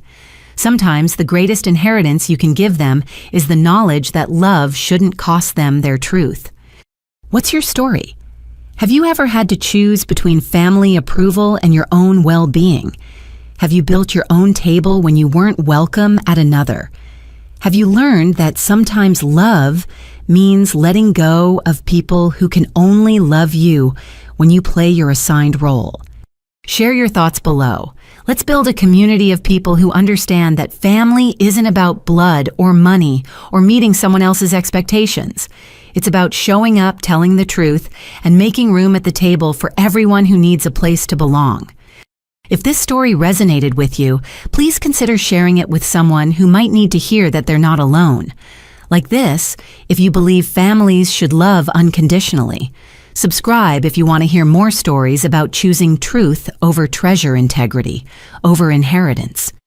And remember, your worth isn't measured by anyone's approval or any amount of money. You are valuable simply because you exist. You deserve love without conditioned support, without manipulation, and a family that celebrates your truth instead of demanding you hide it. Thank you for joining me on this journey. May your holidays be filled with chosen family honest love and the kind of wealth that multiplies when shared. Until next time, remember, the best tables are the ones where everyone has a seat. Every voice matters, and love is the only currency that counts. With gratitude and hope for your own journey, Aiden. P.S. To those still fighting for their truth, still protecting their children, still building their own tables, you're braver than you know. Keep going. It gets better, and one day you'll look back and be amazed at how far you've come.